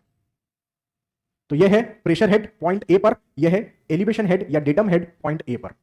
ऐसे ही बी की बात करें तो डेटम लाइन से बी पॉइंट, मान लीजिए इस तरीके से हम निकाल सकते हैं कि एलिवेशन हेड एट बी ये रहा, और इस जगह पर पीजोमीटर लगा होगा तो वाटर इतना राइज हुआ है। तो this is what we have the pressure head at B. ठीक, इतनी बात क्लियर हो गई? यस सर, यहां तक की बात क्लियर है। हमें टोटल हेड निकालना है पॉइंट ए पर। We want to calculate the total head at point A. Point A पर हमें टोटल हेड निकालना था, तो कैसे निकाला देखिए। हमने लिखा total head at A, geotech के अंदर में निकाल रहा हूं, सॉइल के अंदर निकाल रहा हूं, तो कितना निकलेगा, प्रेशर हेड एट ए, क्या वेलोसिटी हेड लूंगा, नहीं लूंगा, प्लस एलिवेशन हेड एट ए। ये निकल चुका है मेरा टोटल हेड ए पर। मैंने कहा ठीक है सर, कोई दिक्कत नहीं, ये डाल दिया ब्रैकेट में। अब हमें निकालना है टोटल हेड एट बी, तो टोटल हेड एट बी कैसे निकालेंगे, प्रेशर हेड एट बी। आप देख लो पानी कितना ऊपर तक जा रहा है, plus elevation head at B plus elevation head at B. तो ये मेरे पास आ चुका है total head at A, total head at B. ठीक, मुझे पता चलता है कि टोटल हेड ए पर ज्यादा बड़ा वैल्यू मिल रहा है। ये कैलकुलेट करने के बाद जो भी वैल्यू मिली होगी मुझे पता चलता है कि टोटल हेड ए पर मुझे ज्यादा बड़ा मिल रहा है टोटल हेड बी से। मतलब ए पर वाटर की जो एनर्जी है वो क्या है, ज्यादा है, और बी पर वाटर की एनर्जी क्या है, वो कम है। तो वाटर कहां से कहां फ्लो हो रहा होगा, ए से बी की तरफ फ्लो हो रहा होगा। तो समझने की कोशिश करिएगा, मैंने यहां पर एक ट्यूब लिया होगा, सॉइल सैंपल डाला होगा, और यहां से वाटर का मैंने सप्लाई दिया। तो वाटर का लेवल मैंने इतना रखा, पानी आया, ए से बी की तरफ जा रहा है, और वाटर यहां से ऊपर की तरफ राइज हो रहा है।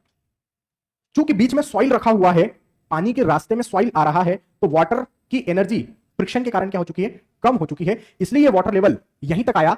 1 मिनट के लिए मैं मान लूं कि यहां पर बीच में कोई भी मटेरियल मौजूद नहीं है, सॉइल मौजूद नहीं है, ये खाली ट्यूब है, तो यदि मैं पानी यहां से दूंगा तो ये वाटर कहां चला जाएगा, पूरा सेम लेवल पर आ जाएगा। समझ में आ रही बात? अभी चूंकि बीच में सॉइल है इसलिए वाटर लेवल यहीं तक आ रहा है। सॉइल नहीं होती तो ये वाटर यहां तक पूरा सेम लेवल पे हमारे पास आ गया होता। इसका मतलब क्या है कि हमारे पास वाटर की एनर्जी में क्या हो रहा है, लॉस हो रहा है। तो वो लॉस कितना देखने को मिल रहा है मुझे, ये लॉस कितना देखने को मिल रहा है, कैसे निकाल सकता हूं, इसको बोलेंगे हम delta H, total head loss. ये कौन सा हेड लॉस है, total head loss, that will be equal to total head loss at A minus total head loss at B. इस तरीके से हमने ये निकाल लिया टोटल हेड लॉस। तो यहां पर अपन लिखते हैं where delta H is called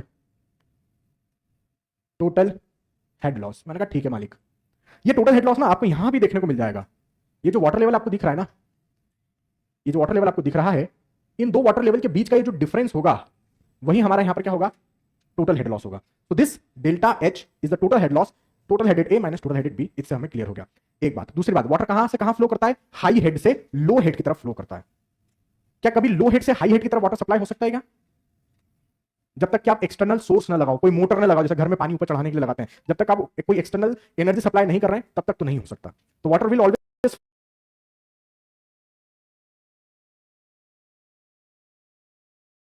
flow from high head to low head, normal सभी को पता है।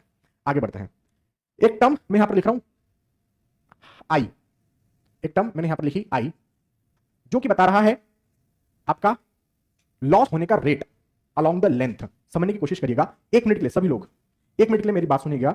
मान लो कि ये हेड लॉस जो आ रहा है वो 10 मीटर आ रहा है। मान लो ये जो लॉस हुआ वो 10 मीटर का हुआ, और ये जो पानी ने डिस्टेंस कवर किया वो कितना डिस्टेंस कवर किया, मान लो वो 5 मीटर का डिस्टेंस कवर किया। मतलब पानी ने यहां से चलना चालू किया और यहां तक पहुंचा, ए से बी तक पानी चला होगा, तो टोटल 5 मीटर वो चला है। तो बताओ हर एक मीटर में कितना लॉस हुआ, हर एक मीटर में इक्वल लॉस होगा। कितना लॉस हुआ हर एक मीटर में, 2 मीटर का।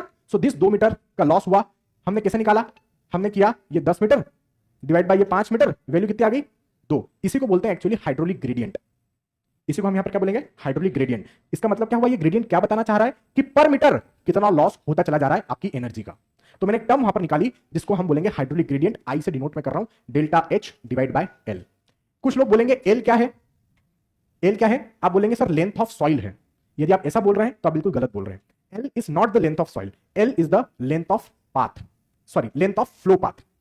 फ्लो पाथ मतलब पानी ने जितना डिस्टेंस कवर किया सॉइल के अंदर, that distance is called length of flow path. तो पानी ने कितना डिस्टेंस कवर किया, ए से लेकर वो चलना चालू किया और वो बी तक गया, इस डिस्टेंस को हम बोलेंगे लेंथ ऑफ फ्लो पाथ। तो पानी ने टोटल एल डिस्टेंस कवर किया है, तो वो एल हमने वहां पर रख दिया, हमारे पास आ चुका है length of flow path and hydraulic gradient. तो मैंने बताया यहां पर आपको कि भैया हमने आई निकाला, तो इसके बारे में लिखते हैं हम लोग where I is called hydraulic gradient and L is called, L को क्या बोला मैंने, length of flow path। क्या I की कोई यूनिट होगी, what is the unit of I, unitless, क्योंकि ये भी मीटर में ये भी मीटर में, so it will B unitless. ठीक है, मान लिया। अब एक बात बताओ मुझे, इस सैंपल को देखो, सभी लोग मेरी बात सुनना, अरे लिख लेना भाई, समय यही है, वीडियो भी मैं दे दूंगा, कोई दिक्कत नहीं है। इधर देखो, हालांकि प्राइवेट कर दूंगा, यूट्यूब वाले तो तुम लोग तो लिख ही लेना बेटा। 1 मिनट के लिए सोचो ये सैंपल है, 1 मिनट के लिए सोचो ये सॉइल का सैंपल है, ठीक, एकदम हॉरिजॉन्टल रखा हुआ है। मैंने यहां से पानी दिया, क्या यहां पर पानी मुझे मिलेगा, नहीं मिलेगा। अरे पानी तो तब फ्लो होता है जब 2 पॉइंट्स के बीच में हेड डिफरेंस हो। क्या ये पॉइंट और ये पॉइंट के बीच में हेड डिफरेंस मिल रहा है, क्या नहीं मिल रहा है, दोनों पॉइंट्स की एनर्जी सेम है, तो ये वाटर यदि मैंने यहां पर रखा है तो ये फ्लो नहीं होगा, ये यहीं रहेगा। ठीक है, मान लिया। अब मैं इसको थोड़ा सा सैंपल को टिल्ट कर दूं तो यहां पर एनर्जी क्या हो गई? ज्यादा। यहां पर एनर्जी क्या हो गई? कम।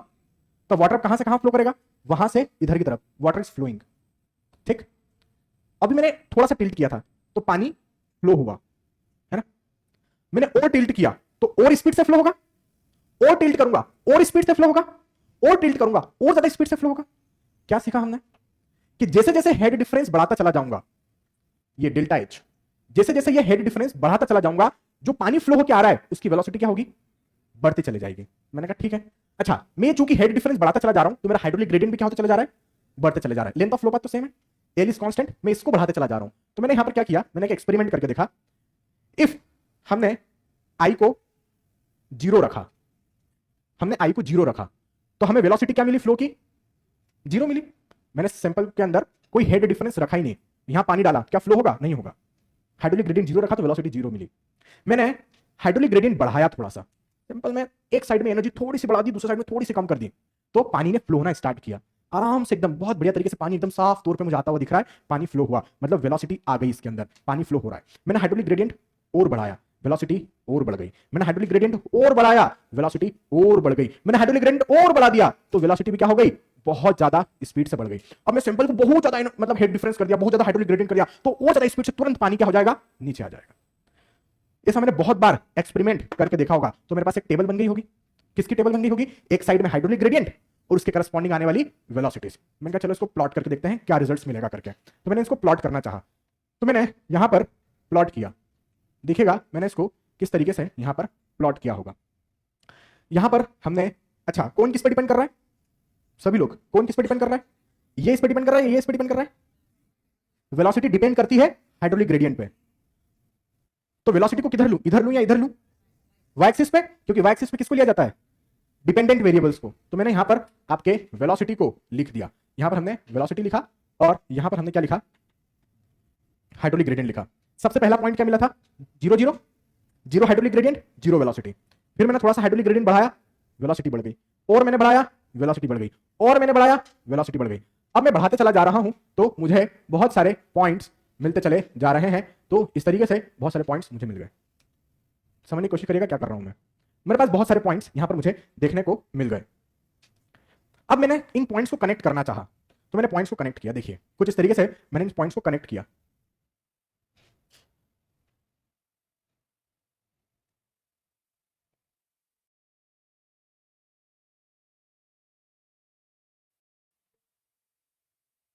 Getting my point? मैंने एक बात नोटिस की कि यार इस कर्व को मैं तीन पार्ट में डिवाइड कर सकता हूं। मैंने एक बात नोटिस की कि इस कर्व को मैं तीन पार्ट में डिवाइड कर सकता हूं, तीन जोन में। एक जोन तो ये जहां तक आपका लाइन जो था एकदम लीनियर था, आपका जो कर्व था वो एकदम लीनियर था, मतलब मैं जितना आई बढ़ा रहा था उतना ही वी भी बढ़ रहा था, तो ये लाइन एकदम वो थी, लीनियर थी। दूसरा, थोड़ा सा नॉन लीनियरिटी आया है मेरे पास, तो ये मेरा दूसरा जोन जहां पर थोड़ा मुझे नॉन लीनियरिटी मिला। और फिर एक तीसरा जोन जिसमें मुझे जिगजैग पाथ ही मिल गया। समझ में आ रही बात क्या बोलना चाह रहा हूं? तो जहां पर मुझे लीनियर कर्व मिले, समझ जाओ उतने जोन में या उतने जोन तक या उतनी वैल्यू ऑफ आई तक आपकी वेलोसिटी जो थी वो क्या थी? लेमिनार फ्लो में थी। आपका पानी जो फ्लो हो रहा था सॉइल में से वो लेमिनार फ्लो था। तो यहां पर आपका जो फिगर बना वो लेमिनार फ्लो था। और जहां पर थोड़ा डिस्टर्ब हुआ फ्लो, क्योंकि आपने क्या किया था? सैंपल को ज्यादा ही अब टिल्ट कर दिया था, तो पानी की स्पीड और बढ़ गई थी। जब पानी स्पीड में फ्लो होता है तो फिर तो अपने तरीके से फ्लो होता है वो, तो यहां पर वो थोड़ा ट्रांजिशन स्टेट में आ चुका था। ट्रांजिशन स्टेट में आ चुका था। जब आपने बहुत ज्यादा हेड डिफरेंस कर दिया था तो तुरंत पानी फ्लो क्या आ रहा था हाई स्पीड में, तो उस केस में वो फ्लो क्या हो चुका था? टर्बुलेंट फ्लो बन चुका था, जिसके कारण मुझे जिगजैग पाथ मिल रहा था, हमारा कर्व ही पूरा डिस्टर्ब हो चुका था। तो ये तीन सिस्टम ऑफ फ्लो मुझे देखने को मिलते हैं मेरी सॉइल में। ये तीन सिस्टम मुझे देखने को मिलेंगे मेरी सॉइल में। So this study was done by the person Darcy. उन्होंने क्या किया, उन्होंने ध्यान दिया कि यार यदि अपन फ्लो को लेमिनार माने, लेमिनार फ्लो की यदि अपन स्टडी करें, तो उन्होंने क्या कहा, in laminar flow zone, in laminar flow zone क्या देखने को मिला उन्हें, उनकी velocity directly proportional to I देखने को मिली। समझ में आ रहा है भाई, कर्व स्ट्रेट लीनियर है तो केवल इतने ही जोन में v डायरेक्टली प्रोपोर्शनल टू क्या है, i। क्या यहां पे v directly proportional to i होगा क्या, वो तो नॉन लीनियर है, कैसे संभव है, यहां भी नहीं है। तो यहां पर उन्होंने अपना एक कर्व दिया, मतलब एक इक्वेशन दिया कि in laminar flow zone v is directly proportional to i हमें देखने को मिल रहा है। तो उन्होंने ये प्रोपोर्शनलिटी का साइन हटाया और v इज इक्वल टू क्या रखा, एक कोफिशिएंट रखा, प्रोपोर्शनलिटी कोफिशिएंट, जिसको हमने k से डिनोट किया है। सो v इज इक्वल टू क्या हो चुका है, k i हो चुका है। इसी को हम यहां पर क्या बोलते हैं, डार्सीज लॉ बोलते हैं। This is what we have, Darcy's law, Darcy's law. यहां पर मैंने लिखा अकॉर्डिंग टू डार्सीज लॉ, यहां पर मैंने लिखा according to Darcy's law, in laminar flow condition, in laminar flow condition, discharge velocity is directly proportional to hydraulic gradient, hydraulic gradient. समझ में आ रही बात।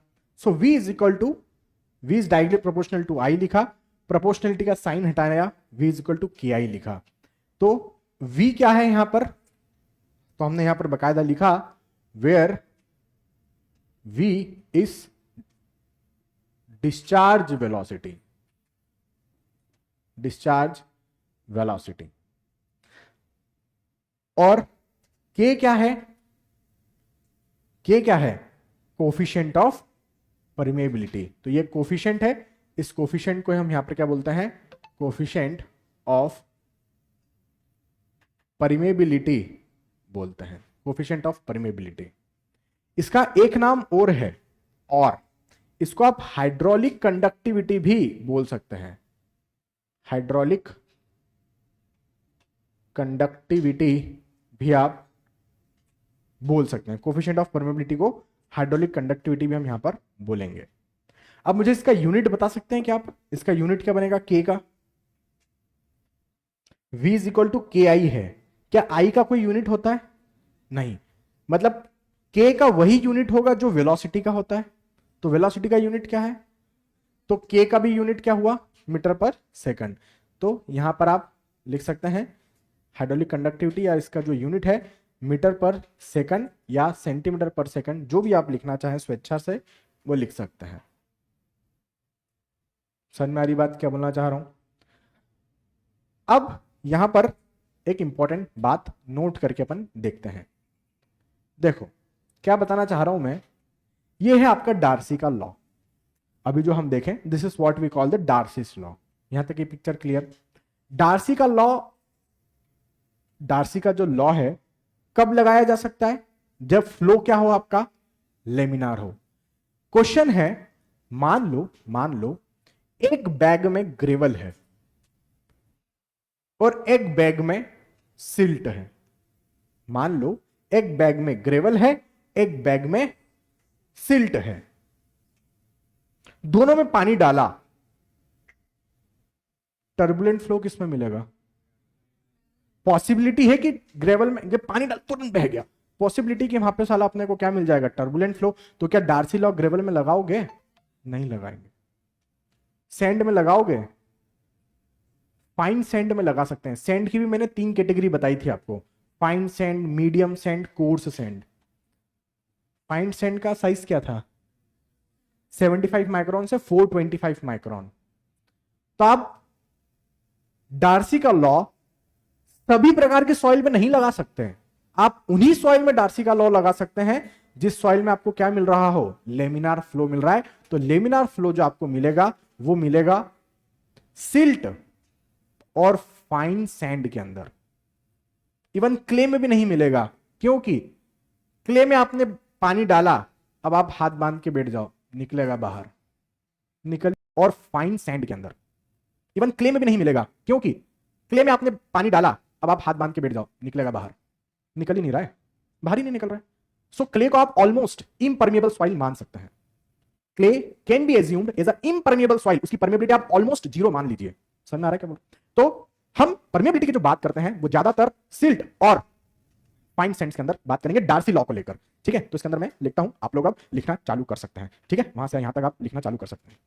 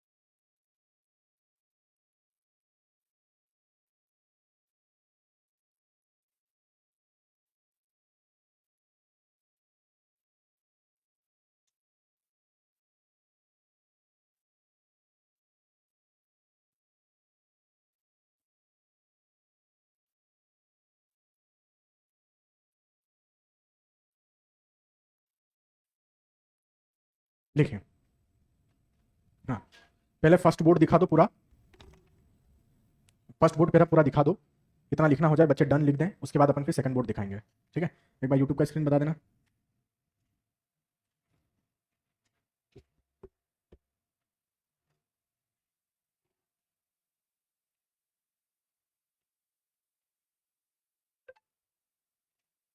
हाँ, लेंथ ऑफ फ्लो पाथ है, हाँ जाएगा बिल्कुल, मैं आपकी बात से एकदम 100% सहमत हूँ। But just for analysis we need to compromise, इसलिए I am taking the length of path is equal to length of soil simple. I am assuming taking the length of flow path equal to length of soil, वरना वो तो जाएगा यूं ही, तो total length of flow path अलग ही रहेगा। ठीक है,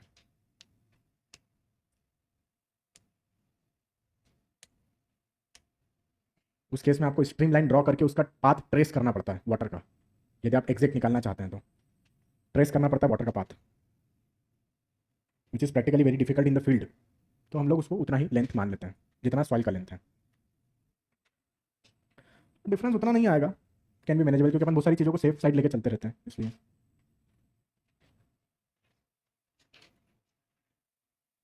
चलिए, कैमरा लिखना हो गया यहाँ तक का, डन लिख दिए सभी लोग?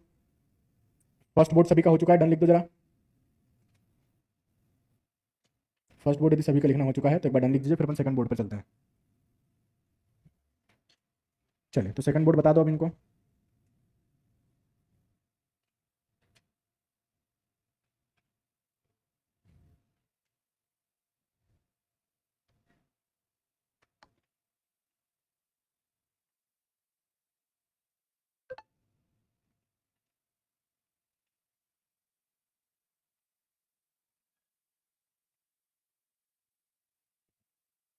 चलिए,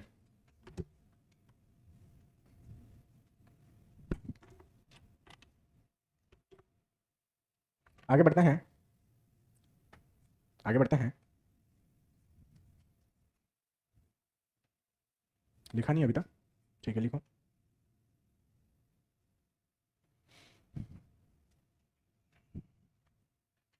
हाँ, तो ओनली सॉन्ग क्या है, ओनली सॉन्ग इन शॉर्ट। अच्छा, आप पूछ रहे हैं सर आपको इतना सब याद कैसे रहता है, प्लीज़ कुछ बताइए। अब तुम दिन भर गाने सुनते हो इसलिए तुमको याद नहीं रहता, मैं दिन भर यही सब करता हूँ इसलिए मेरे को याद रहता है। अब इन चीज़ों का एज स्टोरी याद रखोगे तो सब कुछ याद रहेगा। आप पढ़ाई के रूप में इन सब चीज़ों को देखोगे तो फिर तो टफ होगी चीज़ें आपके लिए भी। संतोष मौर्य लिख रहे हैं, sir I am lucky because of you, teach me, it's my pleasure. ठीक है भाई, धन्यवाद।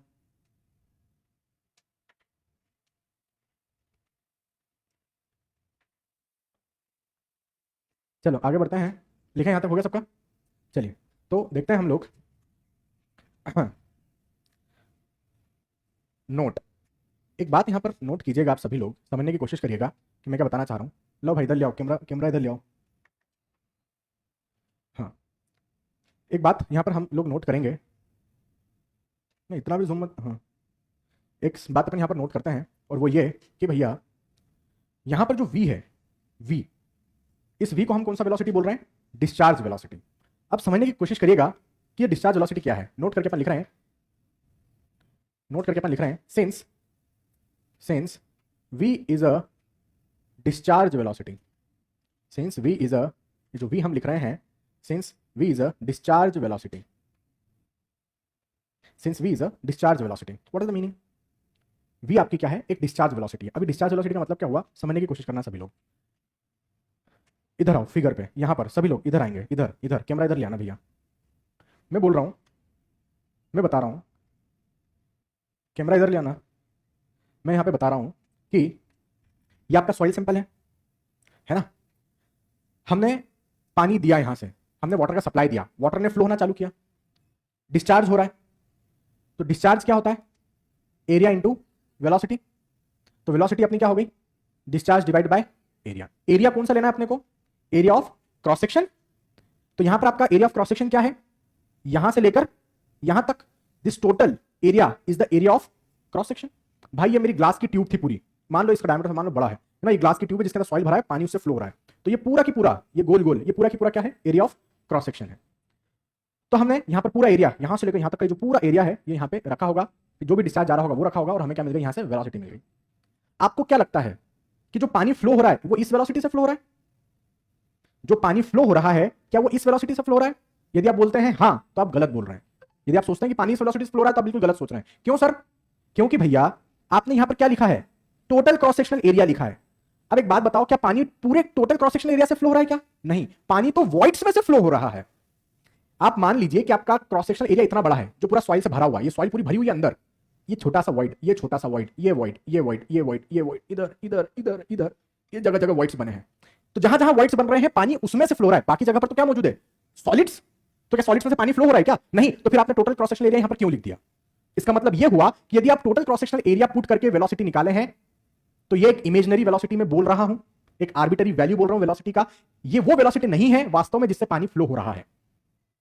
पानी इस वेलोसिटी से फ्लो हो ही नहीं रहा है भाई, क्योंकि पानी टोटल क्रॉस सेक्शनल एरिया से फ्लो नहीं हो रहा है। पानी जो फ्लो हो रहा है वो ये छोटे छोटे वॉइड्स में से फ्लो हो रहा है। अब एक मेरे को एक बात बताओ, मान लो कि ये जो छोटे छोटे वॉइड्स है इनसे जो पानी फ्लो हो रहा है उसको मैंने वीएस लिख दिया, जिसको मैं कह रहा हूं सीपेज वेलोसिटी, ठीक। और एक रहा आपका वी, डिस्चार्ज वेलोसिटी। ये डिस्चार्ज वेलोसिटी किसके लिए निकाला गया? ये डिस्चार्ज वेलोसिटी ये मान के निकाला गया कि टोटल क्रॉस सेक्शनल एरिया रहा होगा। और ये सीपेज वेलोसिटी किसके लिए निकाला गया? एरिया ऑफ वॉइड्स का क्रॉस सेक्शन लेते हुए निकाला गया। मतलब पूरे क्रॉस सेक्शन से पानी यदि फ्लो हो रहा होता तो वेलोसिटी v होती, लेकिन ऐसा हो ही नहीं रहा है। पानी किससे फ्लो हो रहा है? एरिया ऑफ वॉइड से फ्लो हो रहा है, तो वेलोसिटी vs रहेगी। नाउ यू टेल मी, इन दोनों में से बड़ा कौन होगा? इन दोनों में से बड़ा कौन होगा?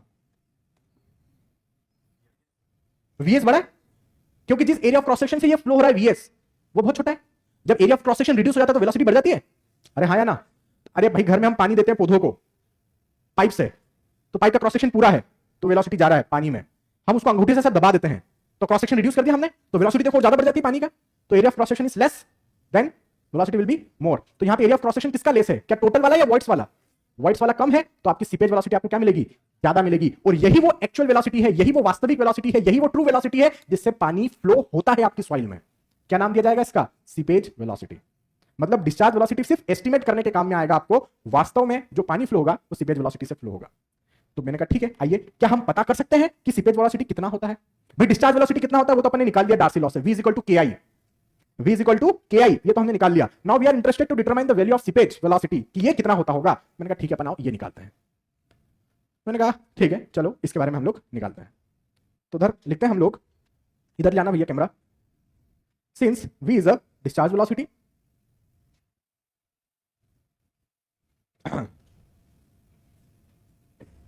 इधर इधर लिख रहे थे नोट करके हम लोग, since v is a discharge velocity through the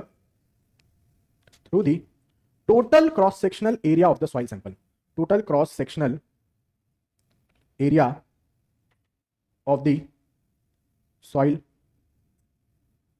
sample, where v is equal to discharge divide में total area of cross sectional. Next point पे अपन लिखेंगे, but water does not flow through discharge velocity, does not flow through discharge velocity because does not flow by discharge velocity, flow by discharge velocity because water does not flow through total, does not flow through total cross sectional area of soil. Water does not flow through the total cross sectional area of soil. Next note बनाकर लिखेंगे, water flows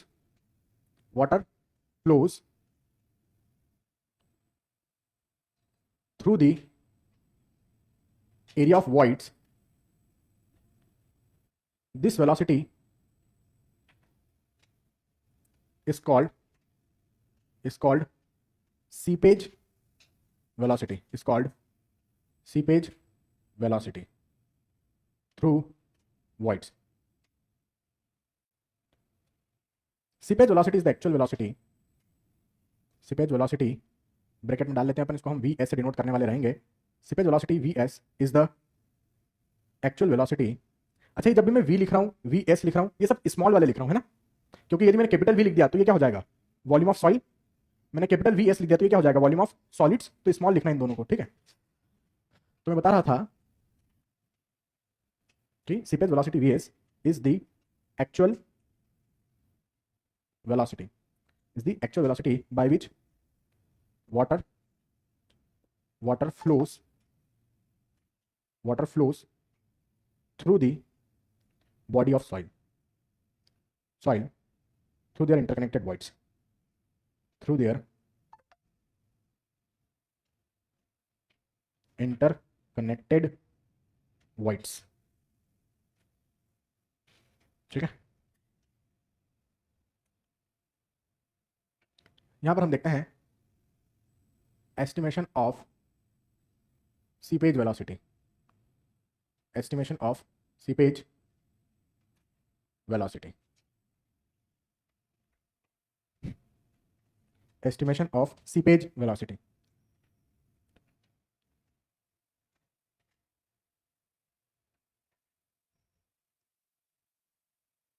seepage velocity. तो चलिए इधर समझने की कोशिश करते हैं कि मैं क्या बताना चाह रहा हूं.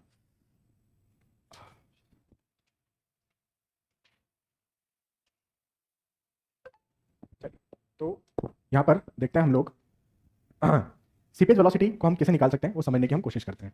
आप एरिया ऑफ कंटिन्यूटी जानते हैं, सॉरी इक्वेशन ऑफ कंटिन्यूटी जानते हैं. जितना डिस्चार्ज दूंगा, चाहे वो डिस्चार्ज वेलोसिटी के थ्रू हो चाहे वो सीपेज वेलोसिटी के थ्रू हो, डिस्चार्ज तो सेम रहेगा. तो क्या होता है वो, a1v1 इक्वल टू a2v2. मान लो ये आपका टोटल क्रॉस सेक्शनल एरिया है, तो टोटल क्रॉस सेक्शनल एरिया की करस्पॉन्डिंग वेलोसिटी भी कौन सी होगी, v डिस्चार्ज वेलोसिटी होगी.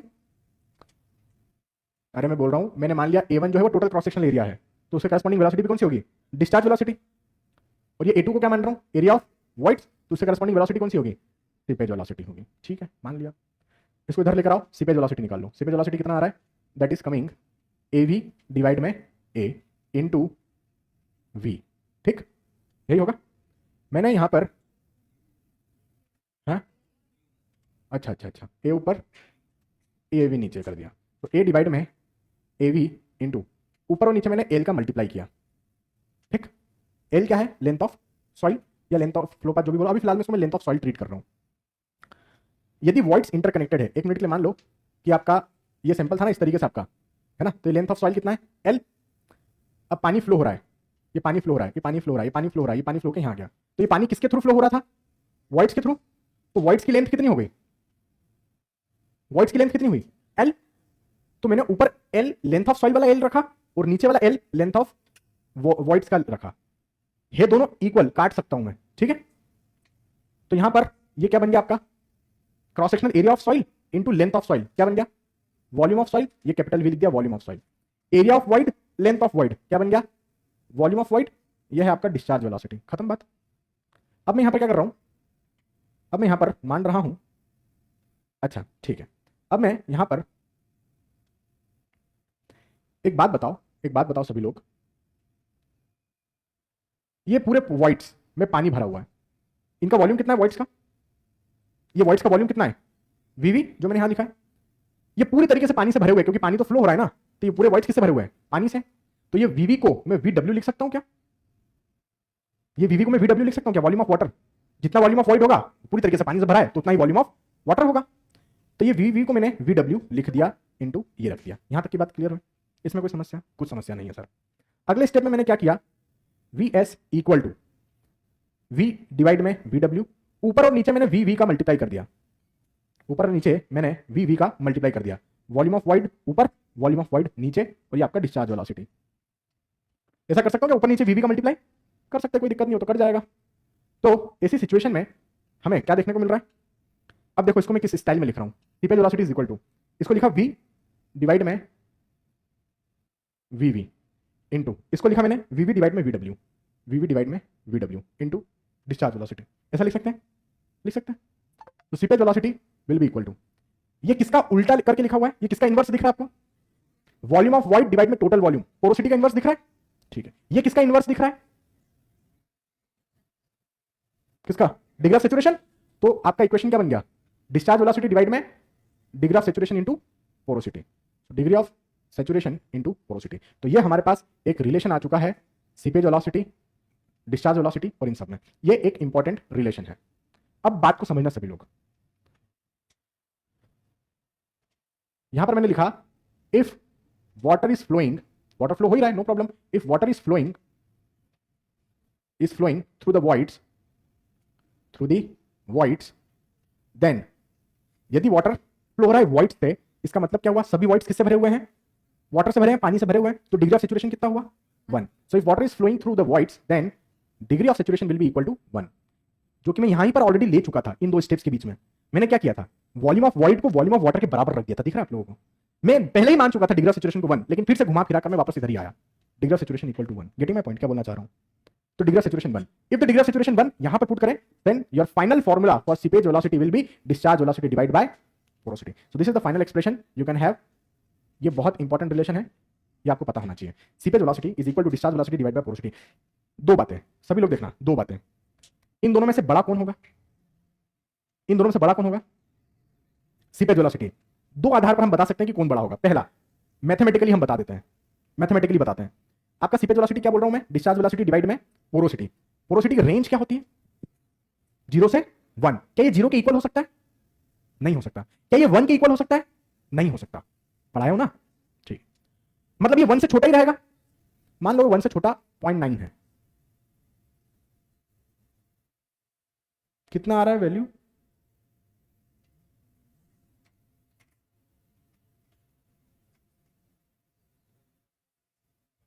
सो seepage velocity is coming 1.11 times of v, मतलब सीपेज वेलोसिटी क्या हो रहा है, ज्यादा आ रहा है डिस्चार्ज वेलोसिटी से। सो मैथमेटिकली भी आप दिमाग, जैसे आप कंसेप्ट भूल गए एग्जाम में, मैथमेटिकली तो दिमाग लगा के आप निकाल सकते हो ना कि भैया सीपेज वेलोसिटी हमेशा, कंसेप्ट भूल गए एग्जाम में, मैथमेटिकली तो दिमाग लगा के आप निकाल सकते हो ना कि भैया सीपेज वेलोसिटी हमेशा बड़ा आएगा डिस्चार्ज वेलोसिटी से, गेटिंग माय पॉइंट, क्योंकि पोरोसिटी 1 से बराबर कभी हो ही नहीं सकती, 1 से बड़ी कभी हो ही नहीं सकती, तो जब आप कोई भी चीज 1 से छोटी रख के डिवाइड करते हैं तो वैल्यू बढ़कर मिलती है आपको, तो यहां पर आपको सीपेज वेलोसिटी बड़ा ही मिलेगा डिस्चार्ज वेलोसिटी से। तो ये तो अपने मैथमेटिकली देख लिया। दूसरा कंसेप्ट वाइज क्या बताया मैंने, कि जो डिस्चार्ज वेलोसिटी था वो टोटल क्रॉस सेक्शनल एरिया के लिए आप निकाले थे, अब इतने बड़े क्रॉस सेक्शनल एरिया के लिए निकालोगे तो वेलोसिटी तो कम ही रहेगा, जबकि हम सीपेज वेलोसिटी वॉइड्स के लिए निकालते, छोटे से वॉइड्स के लिए, तो उससे तो वेलोसिटी आपको ज्यादा मिलेगा। तो यहां पर वेलोसिटी आपकी कंसेप्ट वाइज देखो तो छोटे क्रॉस सेक्शन से वेलोसिटी ज्यादा मिलती है, तो सीपेज वेलोसिटी आपकी ज्यादा रहेगी डिस्चार्ज वेलोसिटी से। तो ये कंसेप्ट के आधार पर भी हमने देख लिया। गेट 2015-16 में, शायद 15 में 1 मार्क के लिए ये स्टेटमेंट आपसे पूछा गया था कि which of the following statement is true. Statement number 1, seepage velocity is always lower than discharge velocity, seepage velocity is always equal to discharge velocity, seepage velocity is always greater than discharge velocity, D none of this. आपका answer क्या हो जाएगा, option C, की seepage velocity हमेशा बड़ा रहेगा discharge velocity. आपको पता होना चाहिए, ऐसा सिर्फ एक बार नहीं पूछा गया है, ऐसा 2500 बार 2500 अलग अलग एग्जाम में पूछा गया है। तो यहां पर अपन नोट करके लिखेंगे कि seepage velocity is always greater than discharge velocity. Seepage वेलोसिटी is always greater than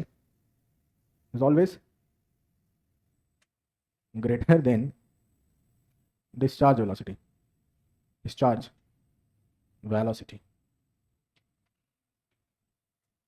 Please tell me what is the unit of seepage velocity? Porosity की कोई यूनिट होती क्या? मतलब जो डिस्चार्ज वेलोसिटी की यूनिट होगी वही सीपेज की भी यूनिट होगी। तो मीटर पर सेकंड इज द यूनिट।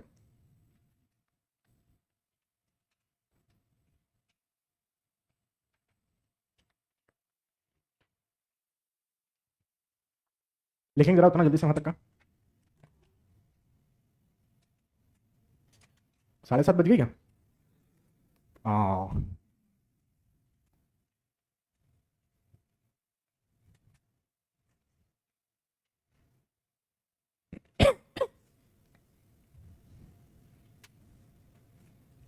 नहीं, केवल उतना ही जूम करके बता दो, लास्ट के 2 कॉलम ही जूम करके इनको बता दो, वो मोबाइल में फिर दिखता नहीं इतना दूर का।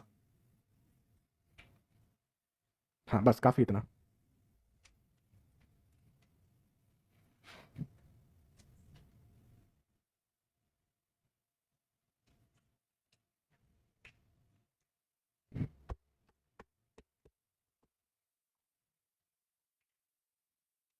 क्या पूछ रहे हैं सर? किस किस बुक में सॉइल सैंपल इंक्लाइन नहीं देकर के हॉरिजॉन्टल दिया था? क्या सर हॉरिजॉन्टल वाला भी करेक्ट है? हाँ बिल्कुल करेक्ट है प्रिंस माही, आपका सैंपल हॉरिजॉन्टल हो तो भी करेक्ट है। आप ऐसा मत सोचिए कि सैंपल हॉरिजॉन्टल रहेगा तो फ्लो नहीं होगा। भाई डेटम हेड दोनों का बराबर है, प्रेशर हेड तो अलग अलग रहा होगा। वो तो मैं समझाने के लिए आपको बोला था कि सैंपल को मैं वो इंक्लाइन कर रहा हूँ वो इंक्लाइन कर रहा हूँ करके। आपको टोटल हेड देखना है, सिर्फ डेटम हेड नहीं देखना है कि सैंपल हॉरिजॉन्टल है करके।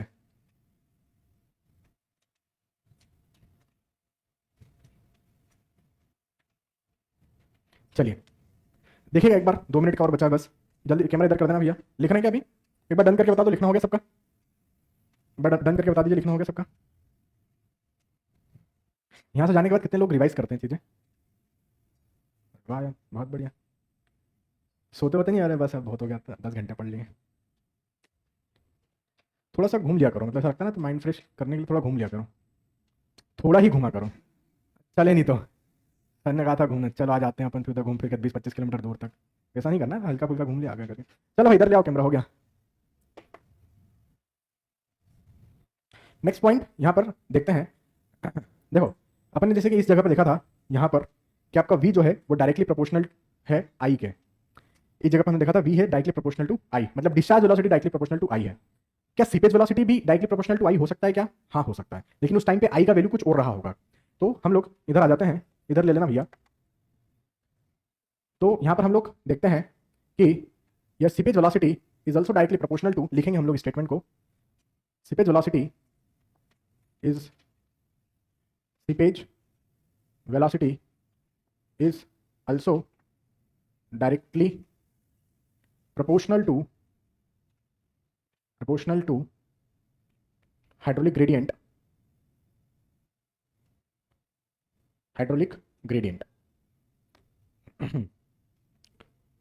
अभी ना मैं कल लगेगा ट्रांसपोर्ट स्टील का क्लास, और परसों भी लगेगा।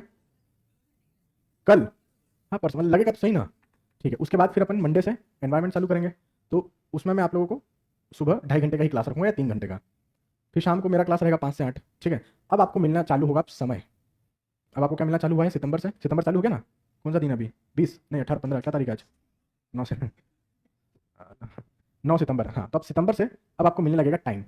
अभी तक तो मैं आपको पूरा खींचते आ रहा हूँ ना, अब मिलेगा आपको टाइम। अब ये टाइम का आप सही सदुपयोग करेंगे, कॉलेज वाले बच्चे भी। आप लोग थर्ड, आप ये नहीं कि भैया अभी 2024 में देंगे तो ठीक है, ट्रायल है 2023 का, कोशिश करना अभी ही निपटा दो, 2023 में ही निपटा दो हो सके तो, ठीक है। तो अब मिलेगा अब आपको टाइम, तो उस टाइम का सही उपयोग करना कि भैया रिवाइज कर लेना चीज़ों को। रिवाइज सिर्फ उसको नहीं करना है जो सब्जेक्ट्स रनिंग है। आप बोलेंगे कि सर एनवायरनमेंट सुबह 2.5 घंटे पढ़े, 3 घंटे शाम को जियोटेक पढ़े, बस ये 2 सब्जेक्ट को हम रिवाइज कर रहे हैं सर दिन भर। मैं आपको सुबह 10 बजे फ्री कर दूंगा और फिर शाम को 5 बजे यहाँ बुलाऊंगा, तो 10 से 5 में आपको सिर्फ वही 2 सब्जेक्ट नहीं पढ़ना है जो रनिंग है।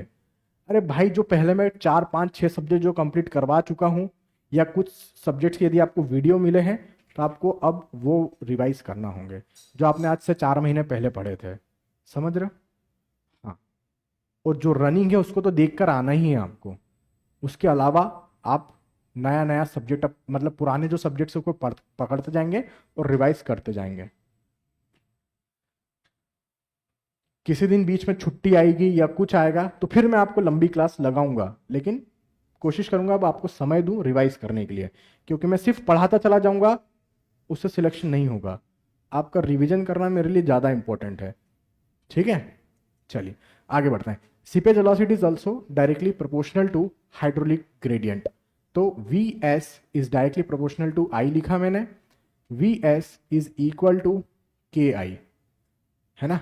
अब यहां पर जो के है उसको मैं के नॉट से डिनोट करूंगा, के नॉट से। तो ये हमारा एक एक्सप्रेशन देखने को मिलेगा, इसको हम के नॉट से डिनोट कर रहे हैं। तो यहां पर मैं लिख रहा हूं वेयर वेयर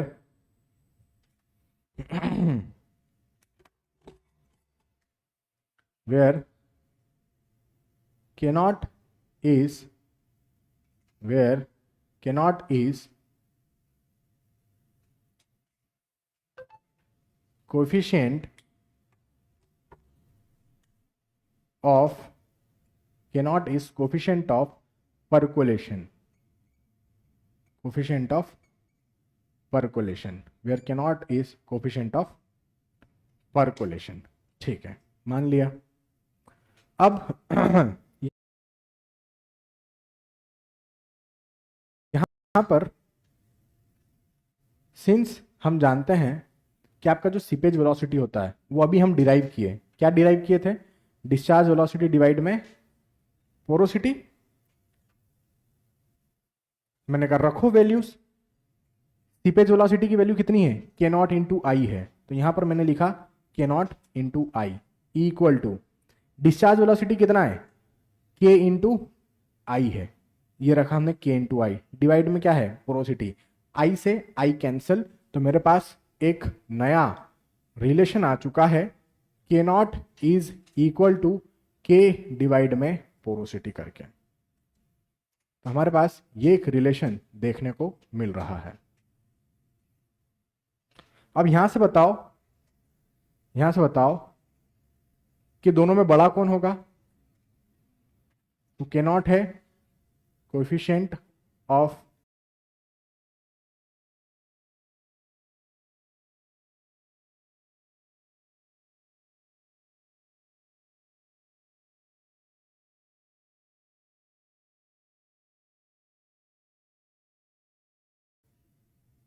परकुलेशन और के है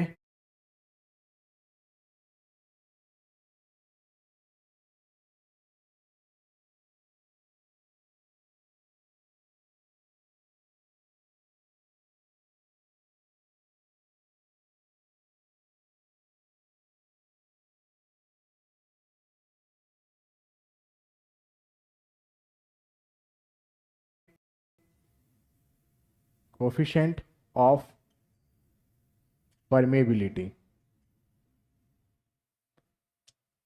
तो आपको मैं दो इंपॉर्टेंट बातें बता रहा हूं, आईएमपी नोट। दो बातें आप हमेशा याद रखेंगे। पहली बात कि आपका सीपेज वेलोसिटी क्या होता है? बड़ा होता है डिस्चार्ज वेलोसिटी से, ऑलवेज। ठीक है। और दूसरी बात मैं आपको क्या बता रहा हूं कि आपका कोफिशिएंट ऑफ परकोलेशन के नॉट हमेशा बड़ा रहेगा कोफिशिएंट ऑफ परमेबिलिटी से, ऑलवेज। ठीक। सो आज की क्लास को यहीं पर समाप्त करते हैं। I hope you enjoyed. Thank you so much. Bye bye, take care, good night, जय हिंद। यूट्यूब का स्क्रीन बता देना।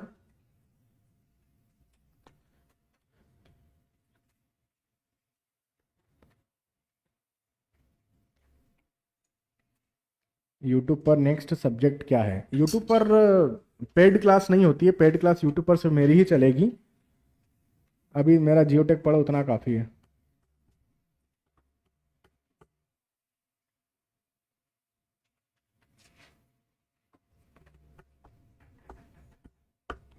सब सब्जेक्ट यूट्यूब पे चालू कर दूंगा तो फिर हो गया। हम्म।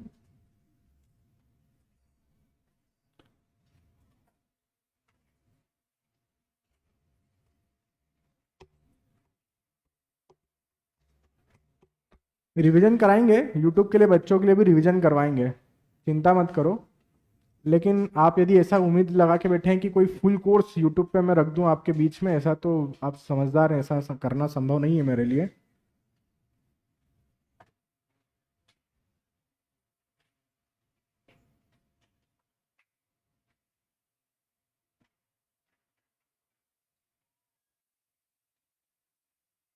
कल भी मेरी क्लास जो है, कल सैटरडे है भले, लेकिन मेरी जो क्लास होगी वो सेम टाइम पे होगी, 5 to 8। ठीक है, संडे कोई सा दूसरा टाइम हम लोग।